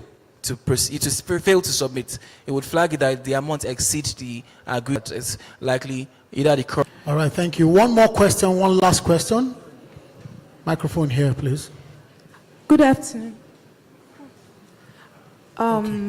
My name is Hannah Great from Focus Infotech.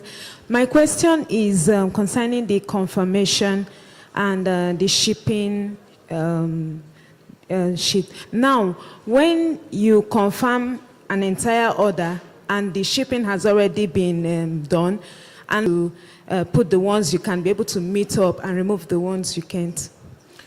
Thank you for that question. So if you confirm entire orders, you can't reverse that back.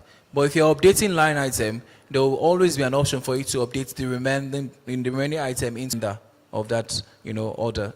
The remaining item in that order. So all you're doing is update line item and you specify the remainder of the quantity in your PO. So you can do that at stock and you are willing to, transact the order. Thank you. Thank you. Sorry, just that person. And after then, we have this last question here. Thank you. All right, good afternoon, everyone.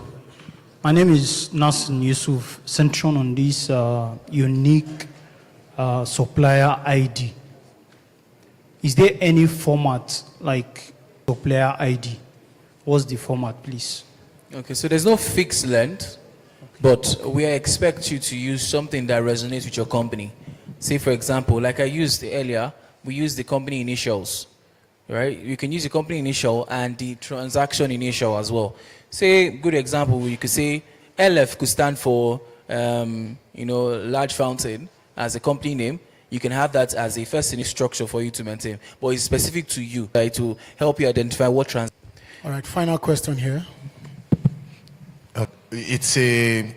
What's the timing for from our own perspective as as vendors, that there's some timing actually, because some of us actually, for instance, fund these transactions from financial institutions who have times that we have to, for instance, pay back. So if there's no time, so for instance, if NNPC says 45 days after the service entry has been accepted, if there's no timeline between when they will get it and accept it, then it's open-ended. So we cannot have any, you understand, clear timeline to be able to, for instance, tell our bankers that we would fulfill our obligations.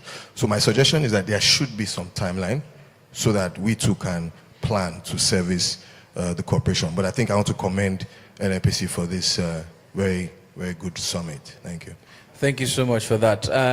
Well, that is noted, and just like I said, it could be the reason why we can't give you a plain date right now is because it would depend on the extent of the job executed to it's understood, and we'll take it up with the team of acceptance.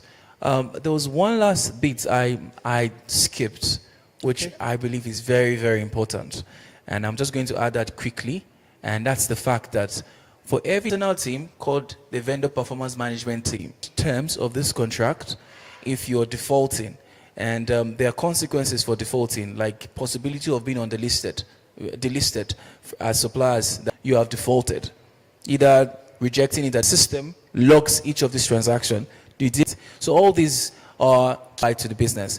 If the service was done, was it to standard, and was it poorly conducted based on different KPIs? So it's very, very important that we have by contract and even yearly. So it's very important for you to have that at the back of your mind, so that you know that your evaluation and your to have at the back of your mind that you're being evaluated, and this performance evaluation is going to be done, performing and also know that you're being tiered based on your performance. So if you're consistently performing well, you can be tiered as a preferred supplier. And in an event where other suppliers are being invited to participate in an event, and you're amongst the list of suppliers, reviewing your own response amongst others, because we have justification that you are exceptionally good at your job and you're always performing, actively tracking your transactions, the defaulted time, is he meeting the need dates and all that. So thank you so much for listening. Mr. Salawu Michael, please. Thank you so very much. Make it louder if you really enjoyed that session. All right. Thank you. And are we gaining? Are we gaining? I'm sure by now you know how to respond to POs, right? And also you know how to create your service sheet. Yes or yes?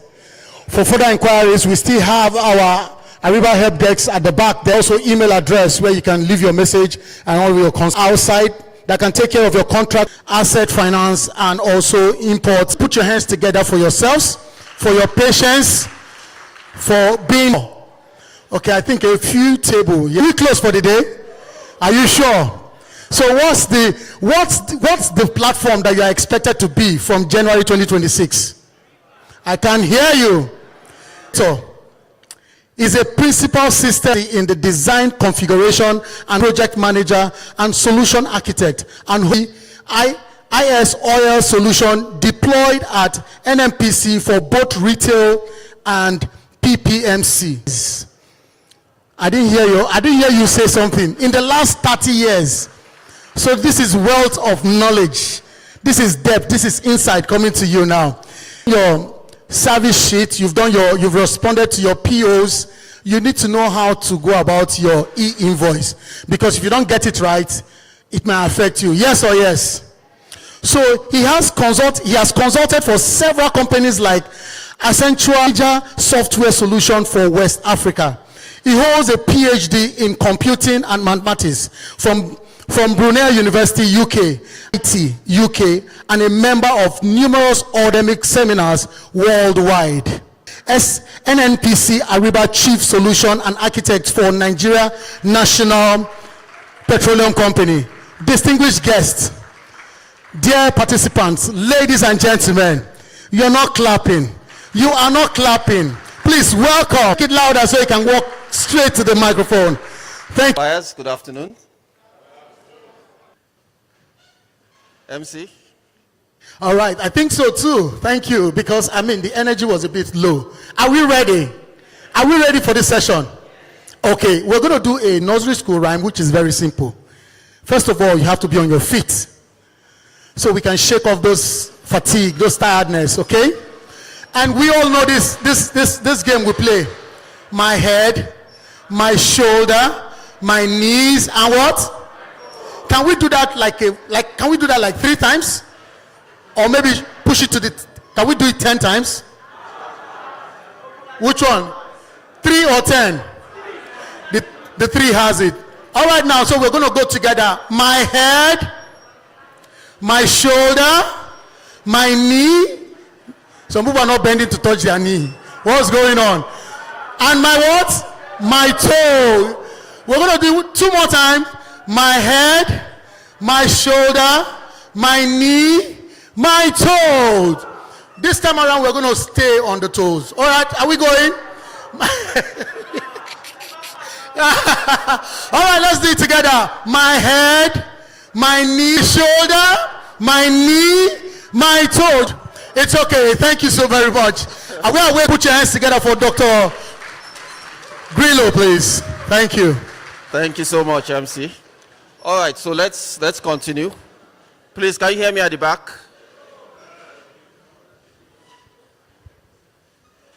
Can you hear me at the back now? Is it better?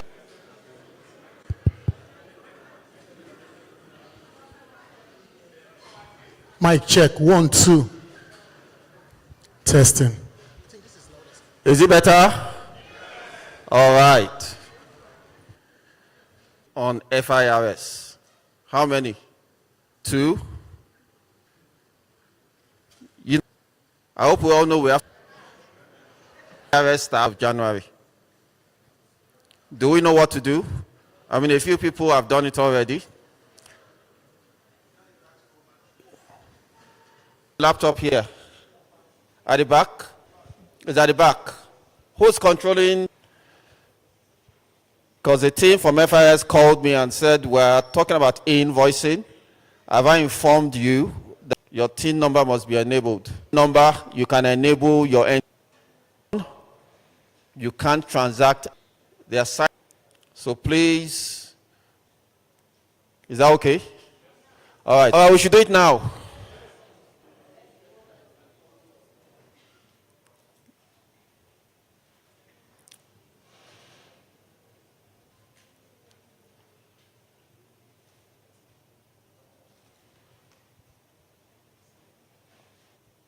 All right, so if you're with your laptops or your phones, you can go to the FIS website. You can go to Google and just do a search. If we're having internet difficulties, just note it down, too much of your time. So go to the FIS website. You'll see an icon that says Enable for e-invoicing. Enable for e-invoicing. Okay, click on that. It will ask you what sort of business do you do, what industry. Once you put all that, you then run on CAC email for you to confirm. You understand? Then check your email. Once you receive that email, you confirm it from your email. Once you are registered, there are two things that FIS will give to you. Because once you register, you have access to their portal. Number one, that 7 series number, you know, okay? So that's one. The second thing, invoice number, unique to you also. It's in a particular format. It will include, you have a number, it will take that number, it will concatenate it with your business ID, and then the date. The three together is your IRN number for every invoice. The one in the middle, your business ID, is unique. You understand? So every invoice that you send out from the 1st of January needs to carry this invoicing format. Remember, invoice number, which you generate yourselves, whatever invoice number, that invoice. All three to do that. Every invoice you send, okay, with that, your format. That. All right, so please, you have to register. Don't say, we didn't tell you. Let's continue with invoicing. NPC is going to benefit everybody here as suppliers, because it means we don't need you to submit any paper-based invoice. You know, now to submit an invoice, what do? It's not just the invoice, isn't it? You submit the invoice. In some cases, you submit the contract. That's a very archaic way of doing business, and we are not doing it again as NNPC. All we expect from you now is to go to this same Ariba platform, click a button. Once you click the button, put in your image and send it. Going forward, from 1st of January, every invoice you do this way, you would receive an alert in 45 days. There's no going back and forth. You will receive an alert in earlier payment term. You will receive payment whatever the contract says. Are we clear on that? So if when your contract is, if it doesn't say that, 45 days, you get payment. We now need to work collaboratively on this. If we don't, who is now responsible for? And this 45 days we're talking about, because I heard a gentleman, I think it was on that table, he talked about service entry. A service entry does not trigger the service. You've completed a service entry. Ability is only established when we take that. At that point, we establish the invoice. So where's the space between service entry and service acceptance? So the feedback we get from a lot of you as suppliers is we're not receiving the item in good time. We're not accepting the service in good time. So you've done the service entry. Maybe it takes us another 3 days, 4 days to do the acceptance. Isn't it? Does it take longer? That's us as an NPC. We're taking responsibility for that area because you don't have any part to play. Once I inspect, I accept, then you can bring the invoice. If you bring the invoice at that stage, I can't do anything with it. And there's a likelihood I might not even agree to everything in that invoice. All right, let's go through the process now. Okay. Most importantly, we're going to go to the end. The other bit, which is the payment, you don't have any hand in it. Like we said, after the invoice, for 5 days, you get paid. You can expedite the payment. When it goes into format for hands-on sessions today is, we're going to go through screens. So just like my colleague Michael went through with you, we're going to do the same thing. How does an e-invoicing look like of the whole process? This e-invoicing. So when it comes to e-invoicing in value, it picks it up from, note it down. We'll have a session for questions. And we'll see what you can do as a supplier to do the best you can to get NNPC to full visibility. You have access in the same thing and long time, isn't it? Reasons. It's not very clear. So we know agreed NIPEX, so entities, NIPEX, so entities. You just drop down. You see that the top left, you just drop down. You see that the top left, you drop down. If it's an NPC, you see an NPC, you see Shell, you see NIPEX, and most likely when an IFP is published, you receive an email. I think there was a gentleman at the back that said he received an email. So you receive the email, do you want to participate in this, and so on. So that's where the process starts. It goes through the RFP and so on. So that's where the process starts. It goes through the RFP. All your response to that RFP would be in Ariba. And the end of that process, which we call the sourcing process, we've given the contract to Chet. So here's an NPC. Okay. What do you think? Can he start delivering the item? I heard yes. Yes, no. So let me say it, deliver goods. Do not start the item with just a contract. Do not start the service or start delivering with just a contract. Are we all clear on that? I'll tell you why. If you do that, getting paid will be difficult because you haven't gone through the process. So once you have the contract, the next thing is either a service order or a purchase order. You must have that document. That document is the work can move, it can have status updates and so on. What does that update is the purchase order. Okay? So the example I always give is the contract is a fantastic, beautiful car. It's the best car in the world. But the car will just sit there if you don't have a driver, isn't it? If you can't drive it. So it's the same thing. You have a contract. Yes, you have it. Absolutely legal, you have it. But you need the working document, which is the purchase order or the service order. Things you are doing is on the purchase order. Okay? So let's go through that scenario. First document after you win the bid is a contract. Okay? And all these things must be followed in this order. If you truncate the process or you move out, don't submit one of those documents, you're going to have problems down the line.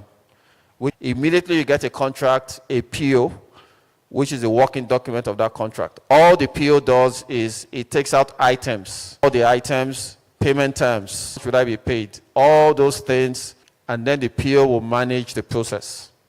It's only if there's any dispute that you go back to that contract. What you leave that contract is a working document. Okay? So first thing, your contract. Second thing is your PO. Once you get the PO, what do you do? So the PO contract. And then you look at the items, at the milestones covered, and so on. So that PO needs to represent exactly what's in the contract, or rejection, whichever way it is. And then what about the fourth document? Now this fourth document is very important. Don't deliver without informing us that you are going to deliver. Are we clear on that? Don't start a service without informing us when the service provider will be on site. We need to prepare for that person. So a good example, and I've told everybody, if you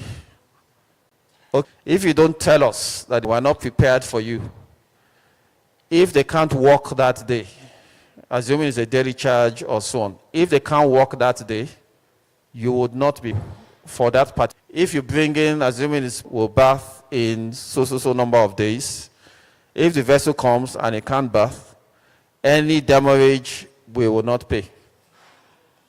I hope that's clear. So we need to do this collaboratively. All this in Ariba. If you are using a particular shipping company, maybe DHL or whoever it is, the waybill number, you put it in Ariba. We can track, and then we can see. So this way, we're making the process more efficient for everybody. So please remember, advanced shipment notice, very important. Once you confirm, the next advanced shipment notice, okay, is your number 4 document. So number 1 is your contract. Number 2 is your PO.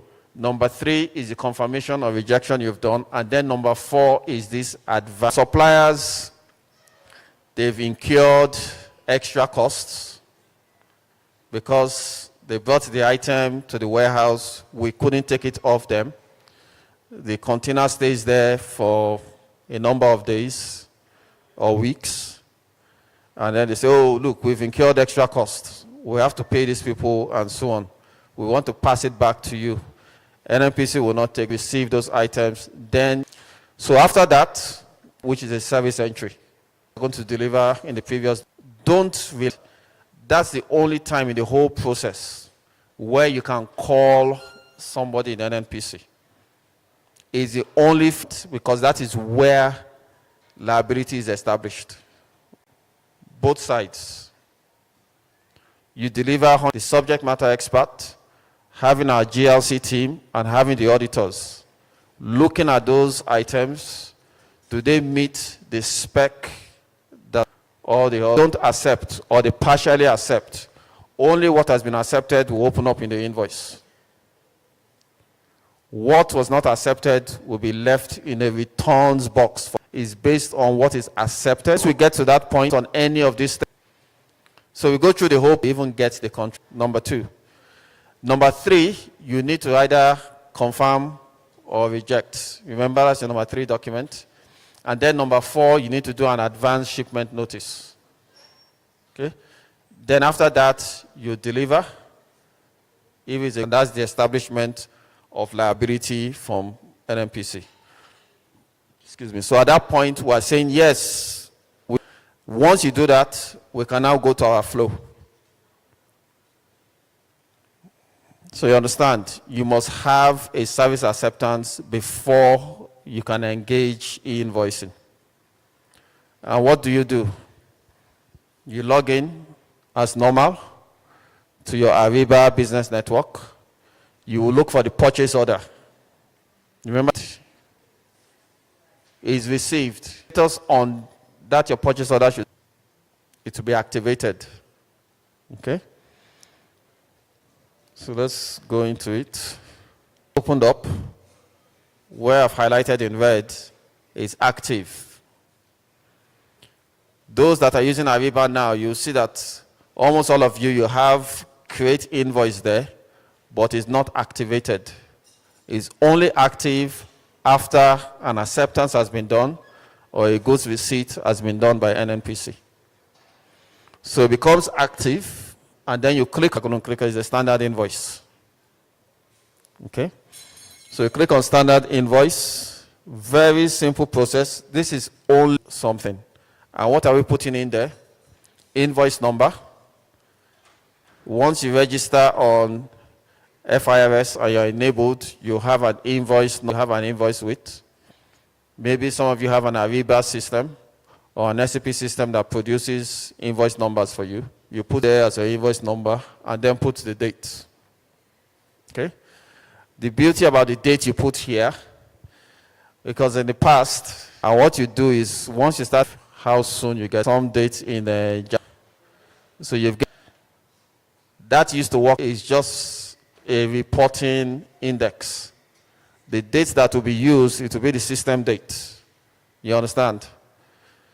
So it's to your benefit to post this invoice as soon as possible. Once it opens up and is active, just post it immediately.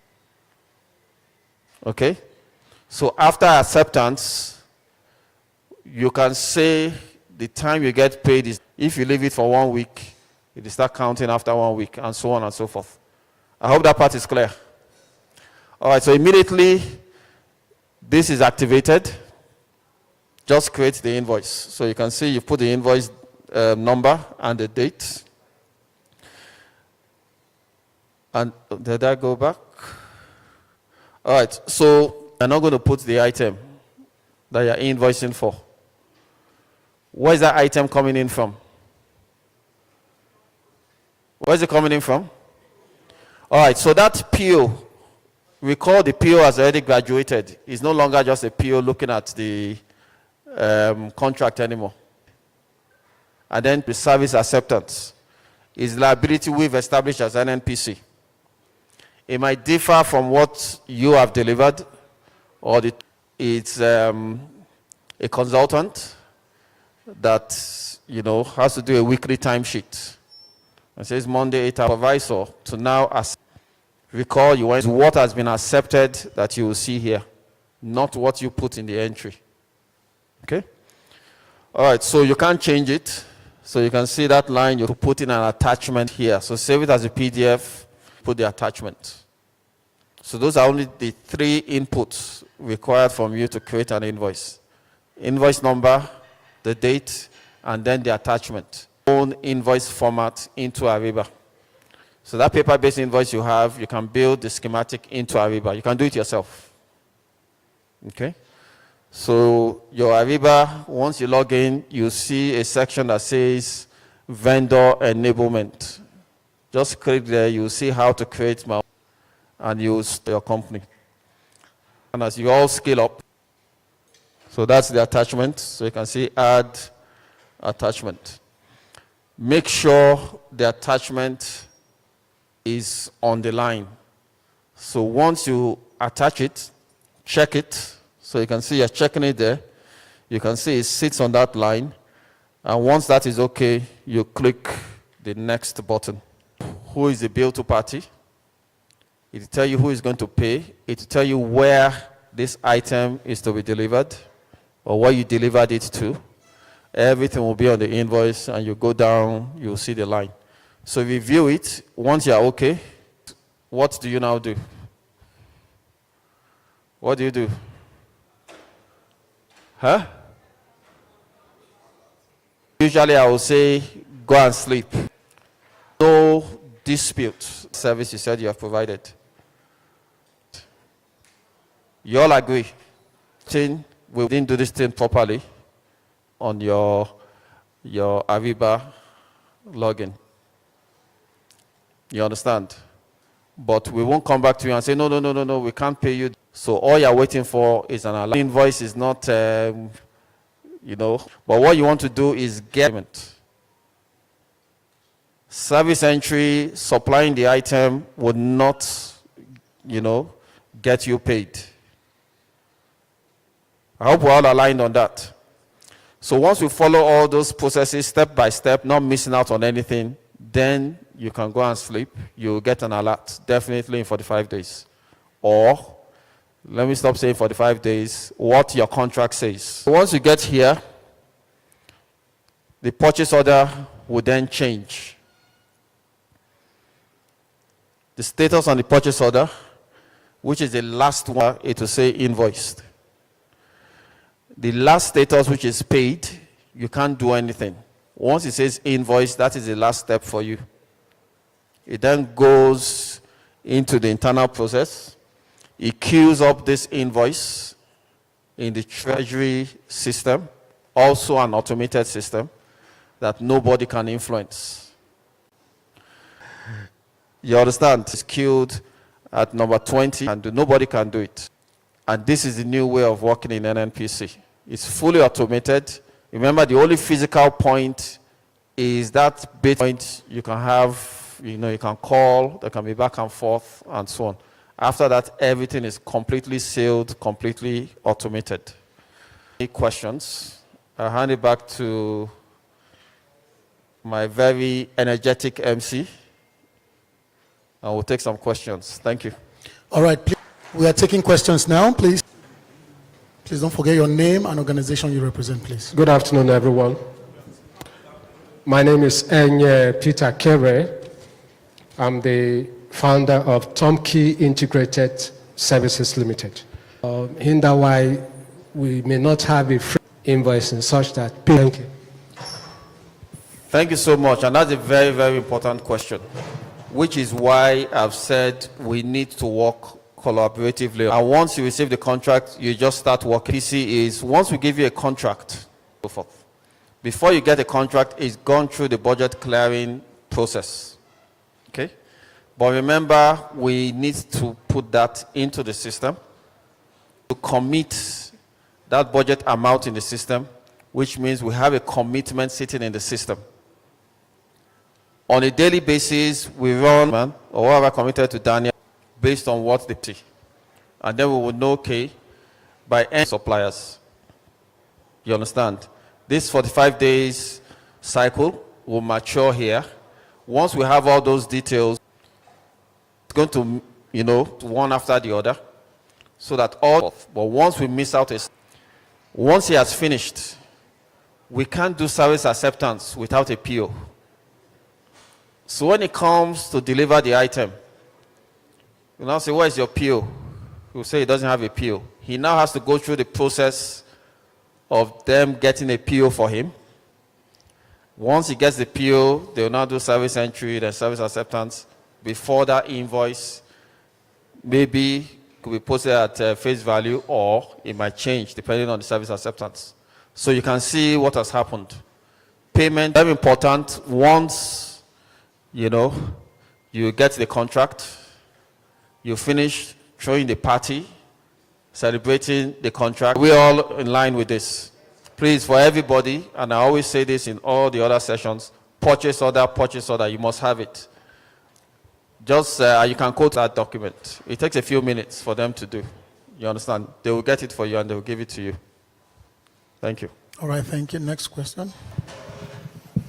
Yeah. Good afternoon, everyone. Good afternoon, sir. Yeah, please, during the course, I'm the CEO on how to create an invoice on FRS stuff. So, like me now, my company was registered in 2017. I completed. But when you now make mention of how someone can actually generate an invoice on FRS, I was actually trying to put some kind of keen interest to be able to see how that was possible. And along the line, you made mention of all the processes and the so please, can you please know for the FRS invoicing and how it affects the thank you. All right. So the requirement from FIRS is that, okay, don't quote me, but the date is 1st of January. I'm sure it will change because FIRS are still making changes on their side as not sending paper. Everything must be electronic. Send you an email or, even if it doesn't happen 1st of January, it has to be done. So you have to start that process. What you need to do that, enable your team. So each company will have a team. So if you have 5, 6 companies, 6 teams, you have to enable all of them. So enable start your electronic journey. If you go to FIS, there's still so many other things in there that will tell you how to, make your invoice electronic and so on. So go there, you will see that. On our side, This is our own electronic platform for you as suppliers using this platform. All our dealings with you from the very beginning, even from the registration, you're onboarded immediately and get a job on NPC. So the first process is you had my colleague once you are onboarded, you will have what is called an AN number. Do you all have your Ariba AN number? So there's an Ariba network ID. So that's what it stands for, Ariba network. That number, you only get it once.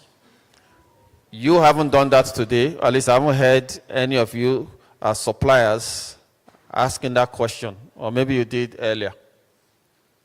The AN number, doesn't matter which company you've registered with, as long as you've registered, you've onboarded some. So if it's on the NIPEX platform, they invited all of you to onboard. I have an existing Ariba, assuming when we Shell are using for procurement. For us to track all your activities, given very quickly. Give us all the companies, okay? So what Ariba will now look at is all the companies that have done this before. Successfully means you have taken the whole process. Will look at. So what Ariba will look at is look at other things like, you know, how long, the dates, did you meet the dates, all those kind of things. They're all part of the performance management that is done in Ariba that you don't even know is happening. So which is why those dates are very important. After paid, also we send you, I understand. You too, you go and check posted IF payment. So you are looking at invoice post consistently seeing 45. So if you have two different accounts, difficult for us to evaluate. He hasn't done it before. So sure you get it into one Ariba network ID number. So consolidate. To everyone. My name is Oladimeji Abdullahi. I'm the Chief Executive Officer for Engage Africa Limited. Thank you very much for that wonderful presentation. The fact that and NMPC does a due diligence, and they eventually discovered that you badly executed, that they can't stop the payment. But the implication, that is an evaluation on the part of NMPC. Now, let us say in the contract, I mean, what redress is available to the vendor? Instance is, if they will send me a mail and say, we are sorry, to pay to the bank. I think the first thing I would do is, let me just clarify the process. The point is after service acceptance, not at the PO. So at the PO, nothing has been done at the PO. What, as NMPC, we have done at PO is that we've committed. We have a contract, we are committed to that contract. That's what happens at the PO. Shipment notice. United Sun is that I have completed this service. No liability service. Except, point is 5 days, doesn't give anything. Like what you've said, what's my redress if you don't pay me for the 5 days? If there's nothing like that in your contract, if it goes, I hope we're clear on that, to a contract with NNPC contracts, in order, you also see different clauses under it.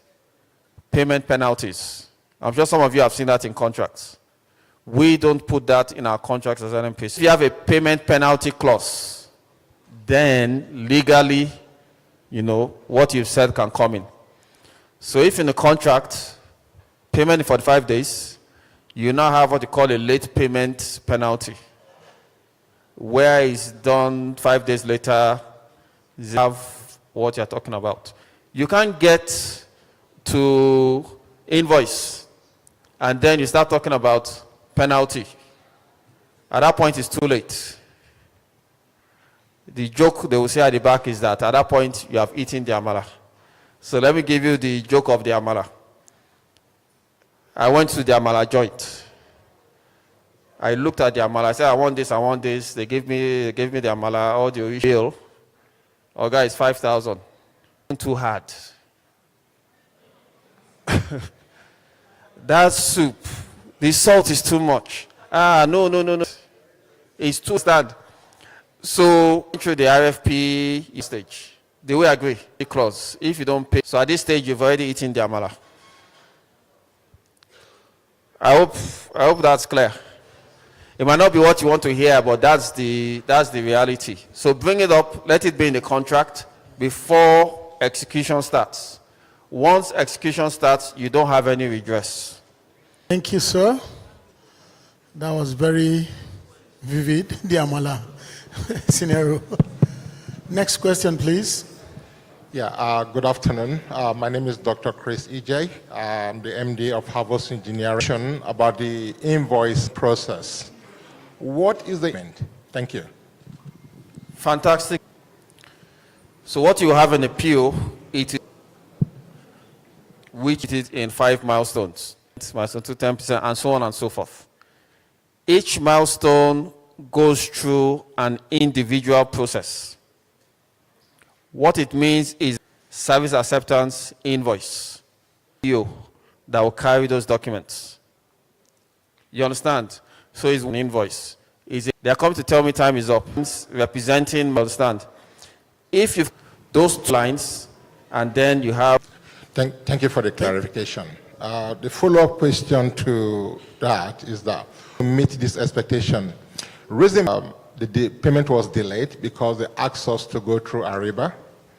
We went through Ariba, but the process wasn't completed within the system to have the suppliers and process from end to end. Thank you.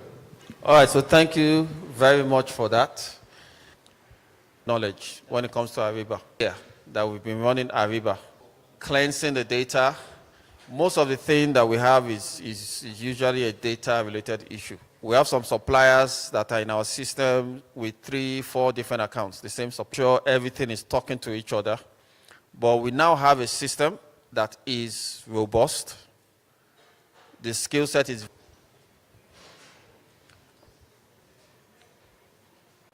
If you go back to the old process, preceding documents, any problem, there's a help there. They will fix that issue, and then we move team.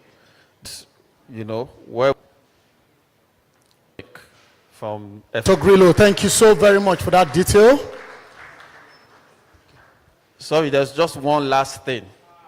No, one last thing. What is the next thing you do? All right. I thought some of you, the natural thing of, let me even appreciate these people. Oh, they did this. Please don't do that.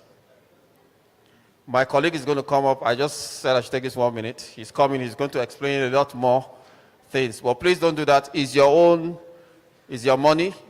You have earned it. You remember you went through a very selective process to give you the job. That appreciate anybody. We've all done our jobs. You receive payment. Listen to... Thank you. Thank you, but we can appreciate him with a round of applause, please. This is not offensive, right? We can appreciate you. All right, sir. Dr. Department, Supplier Due Diligence. Please put your hands together for him as he comes to the microphone. Thank you.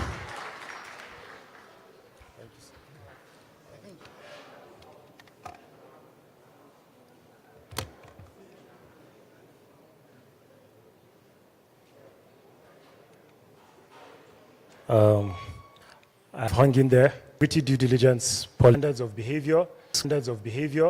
Code binds all as providing a common reference and NPC.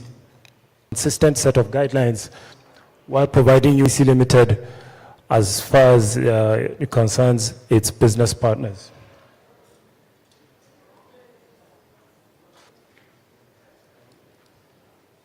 Sorry, can I get the next slide, please?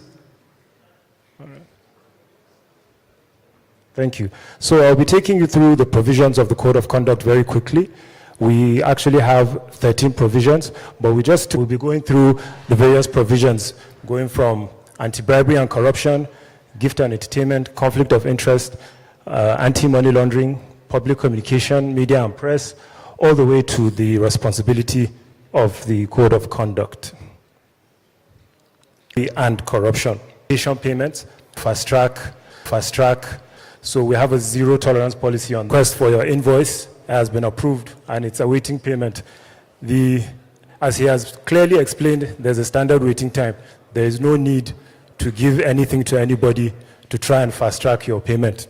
So our expectation that we have for our partners is that they kindly comply with all our policies on bribery, corruption, and zero tolerance on facilitation payments. We expect that from making, promising, or receiving any payments to our employees or on our behalf. Then, moving on to gifts and entertainment.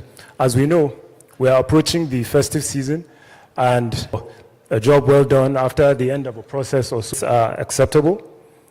NNPC strictly prohibits its staff from soliciting for gifts or hospitality from NNPC's business partners. And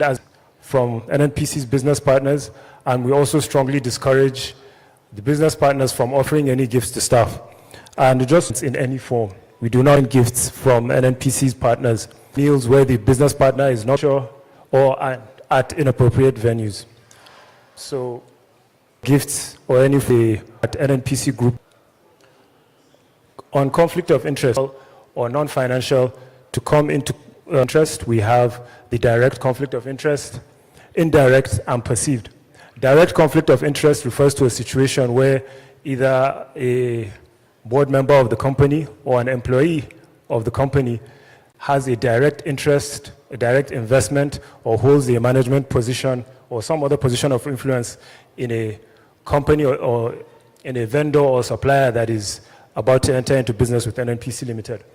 An indirect conflict of interest is a situation where maybe a relative, close relative, or someone else that is related to an employee of NNPC Limited has an interest in a company. And perceived interest refers to any from the outcome of a decision. General guideline is that they avoid conflict of interest between then on anti-money laundering and combating of financing of terrorism.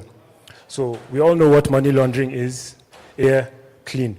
So NNPC Limited obviously stands against any form of money laundering, and NNPC Limited as a company does not allow or will not proceed to do business with any company that has any links to money laundering or the funding of criminal activities. So as suppliers, it is your responsibility while you're in business with NNPC Limited. So it has the responsibility of relating with the public in a manner that is consistent and in compliance. You will come into possession of sensitive data that belongs to the company for your business purposes. So you are expected to never trade or use this information, which is material nonsense or theft of any information belonging to NNPC that happens while in your possession. As soon as any such breach occurs, please, you are expected to notify the company so that the company finds a way of managing the situation.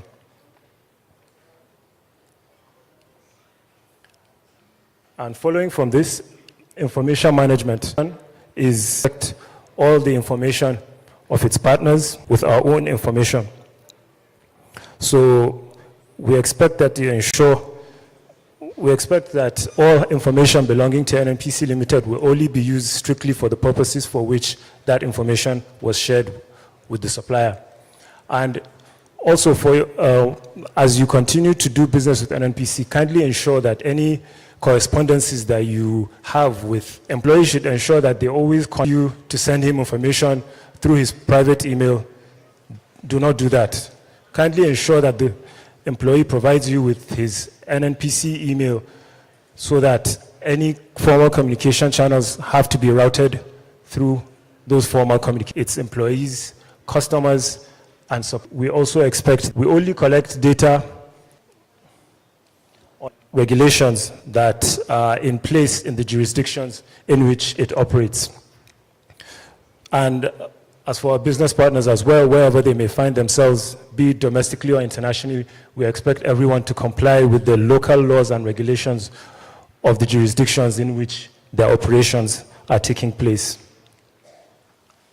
And this is just to say the responsibility for the code of conduct, that is for reviewing, enforcing, and monitoring violations of the code, rests with the Governance, Risk, and Compliance Division.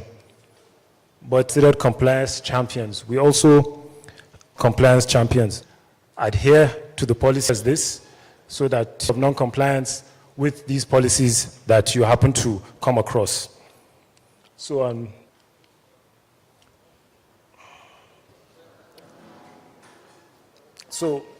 obviously, as a business, NNPC Limited gets into relationships with counterparties, such as suppliers, vendors, buyers, as well as employees. And as a result of this, the company is exposed to certain counterparty risks. So part of our way of managing these risks, NNPC has developed a due diligence policy and has mandated the GRC division with implementing the due diligence policy. And this part of doing business with various counterparties. Ultimately, the objective and part of this, engaging external institutions or individuals whose background or activities may expose the company to various reputational and financial impacts. So the scope of this due diligence policy covers newly hired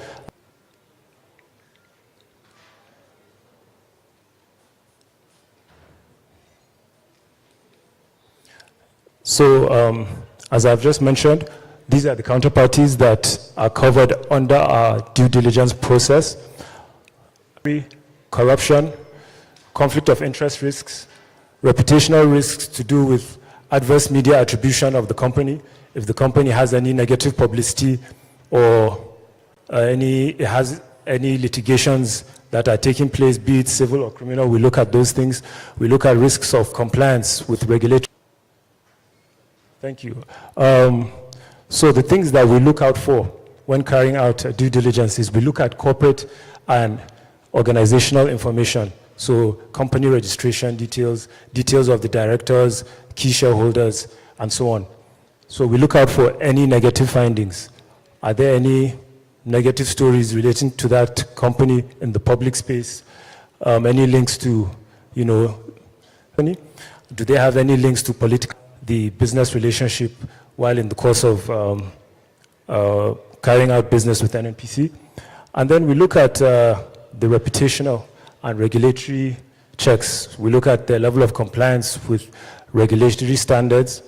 Do they have any sanctions due to them breaking any regulations in the industry? And then we also look at basic financial capacity of the company to enter into business with NNPC diligence process.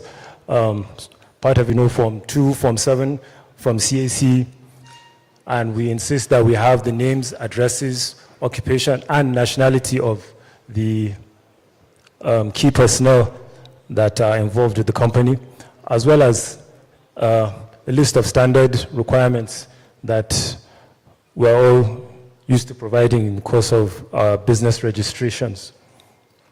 So, in conclusion, our due diligence policy simply seeks to identify, assess, and find ways, or as such, we enjoin our suppliers to support us by providing us with any information, support us by providing us with any accurate and adequate information as requested. And that is the end of my presentation this afternoon. Thank you very much. Can we appreciate him? Do we have... Thank you. Sorry? Appreciate me. You must agree with me here today, more empowered. So how many of us are waiting for you guys? From January 1st, that business. Amen? All right. Out today, after today's You have passed the to see you there. And we have randomly selected some few certificates just to present and take photography. Is that okay? Is that okay? Some of you will get them. Thank you. Now, please, Mrs. Zena, let's move this. Engineering services.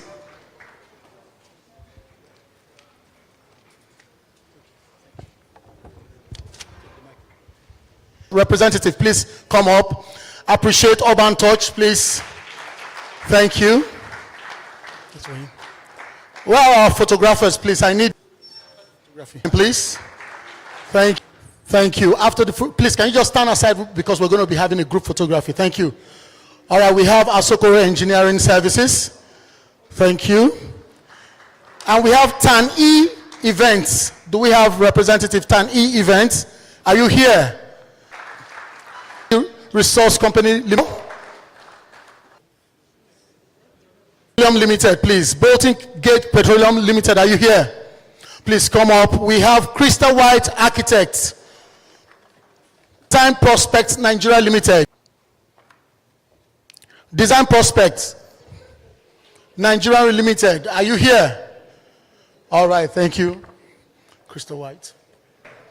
Dana Motors, please. Yeah.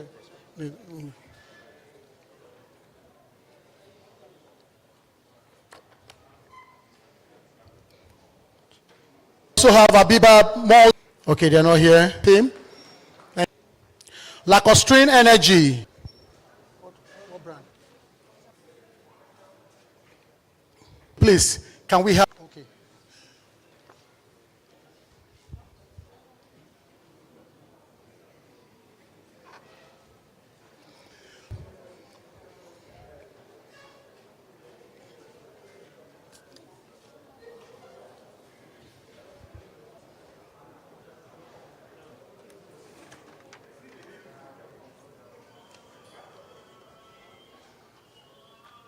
Did we get that? All right, thank you. Please appreciate them as they get on. Mr. Adebisi, please. Adebisi as he make his way.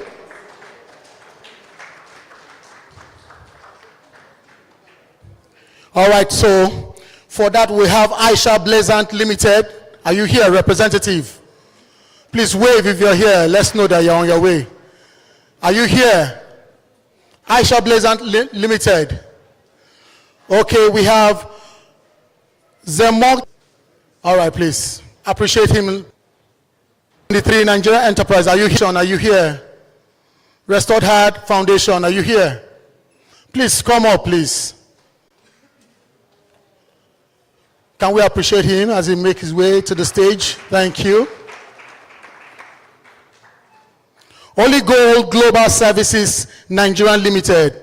Holy Gold Global Services Nigeria Limited, are you here? Okay, thank you.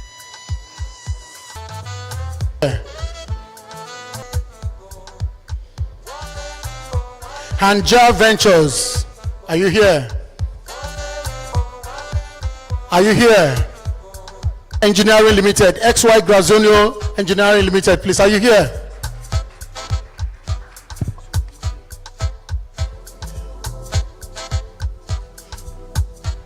Please. XY Grazonio, are you here? Please come forward, thank you. Has him come in. Design and Shelter Limited. Design and Shelter Limited Services Limited. All right. He claims, appreciating them again. What's happening? What's happening? Rahan Travels and Associates. All right, thank you. Please.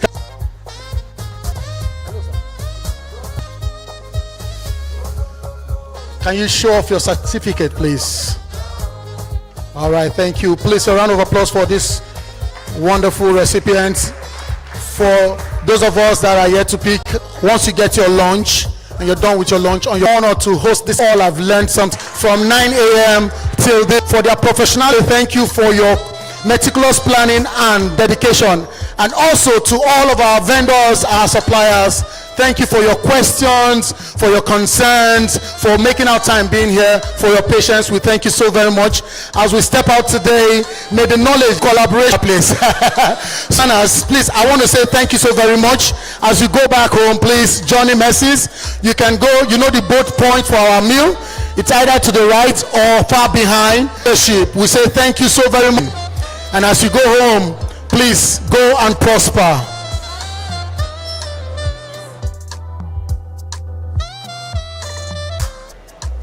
If you don't have your meal ticket, just go get your certificate and go home. Please present your meal ticket. Thank you so very much.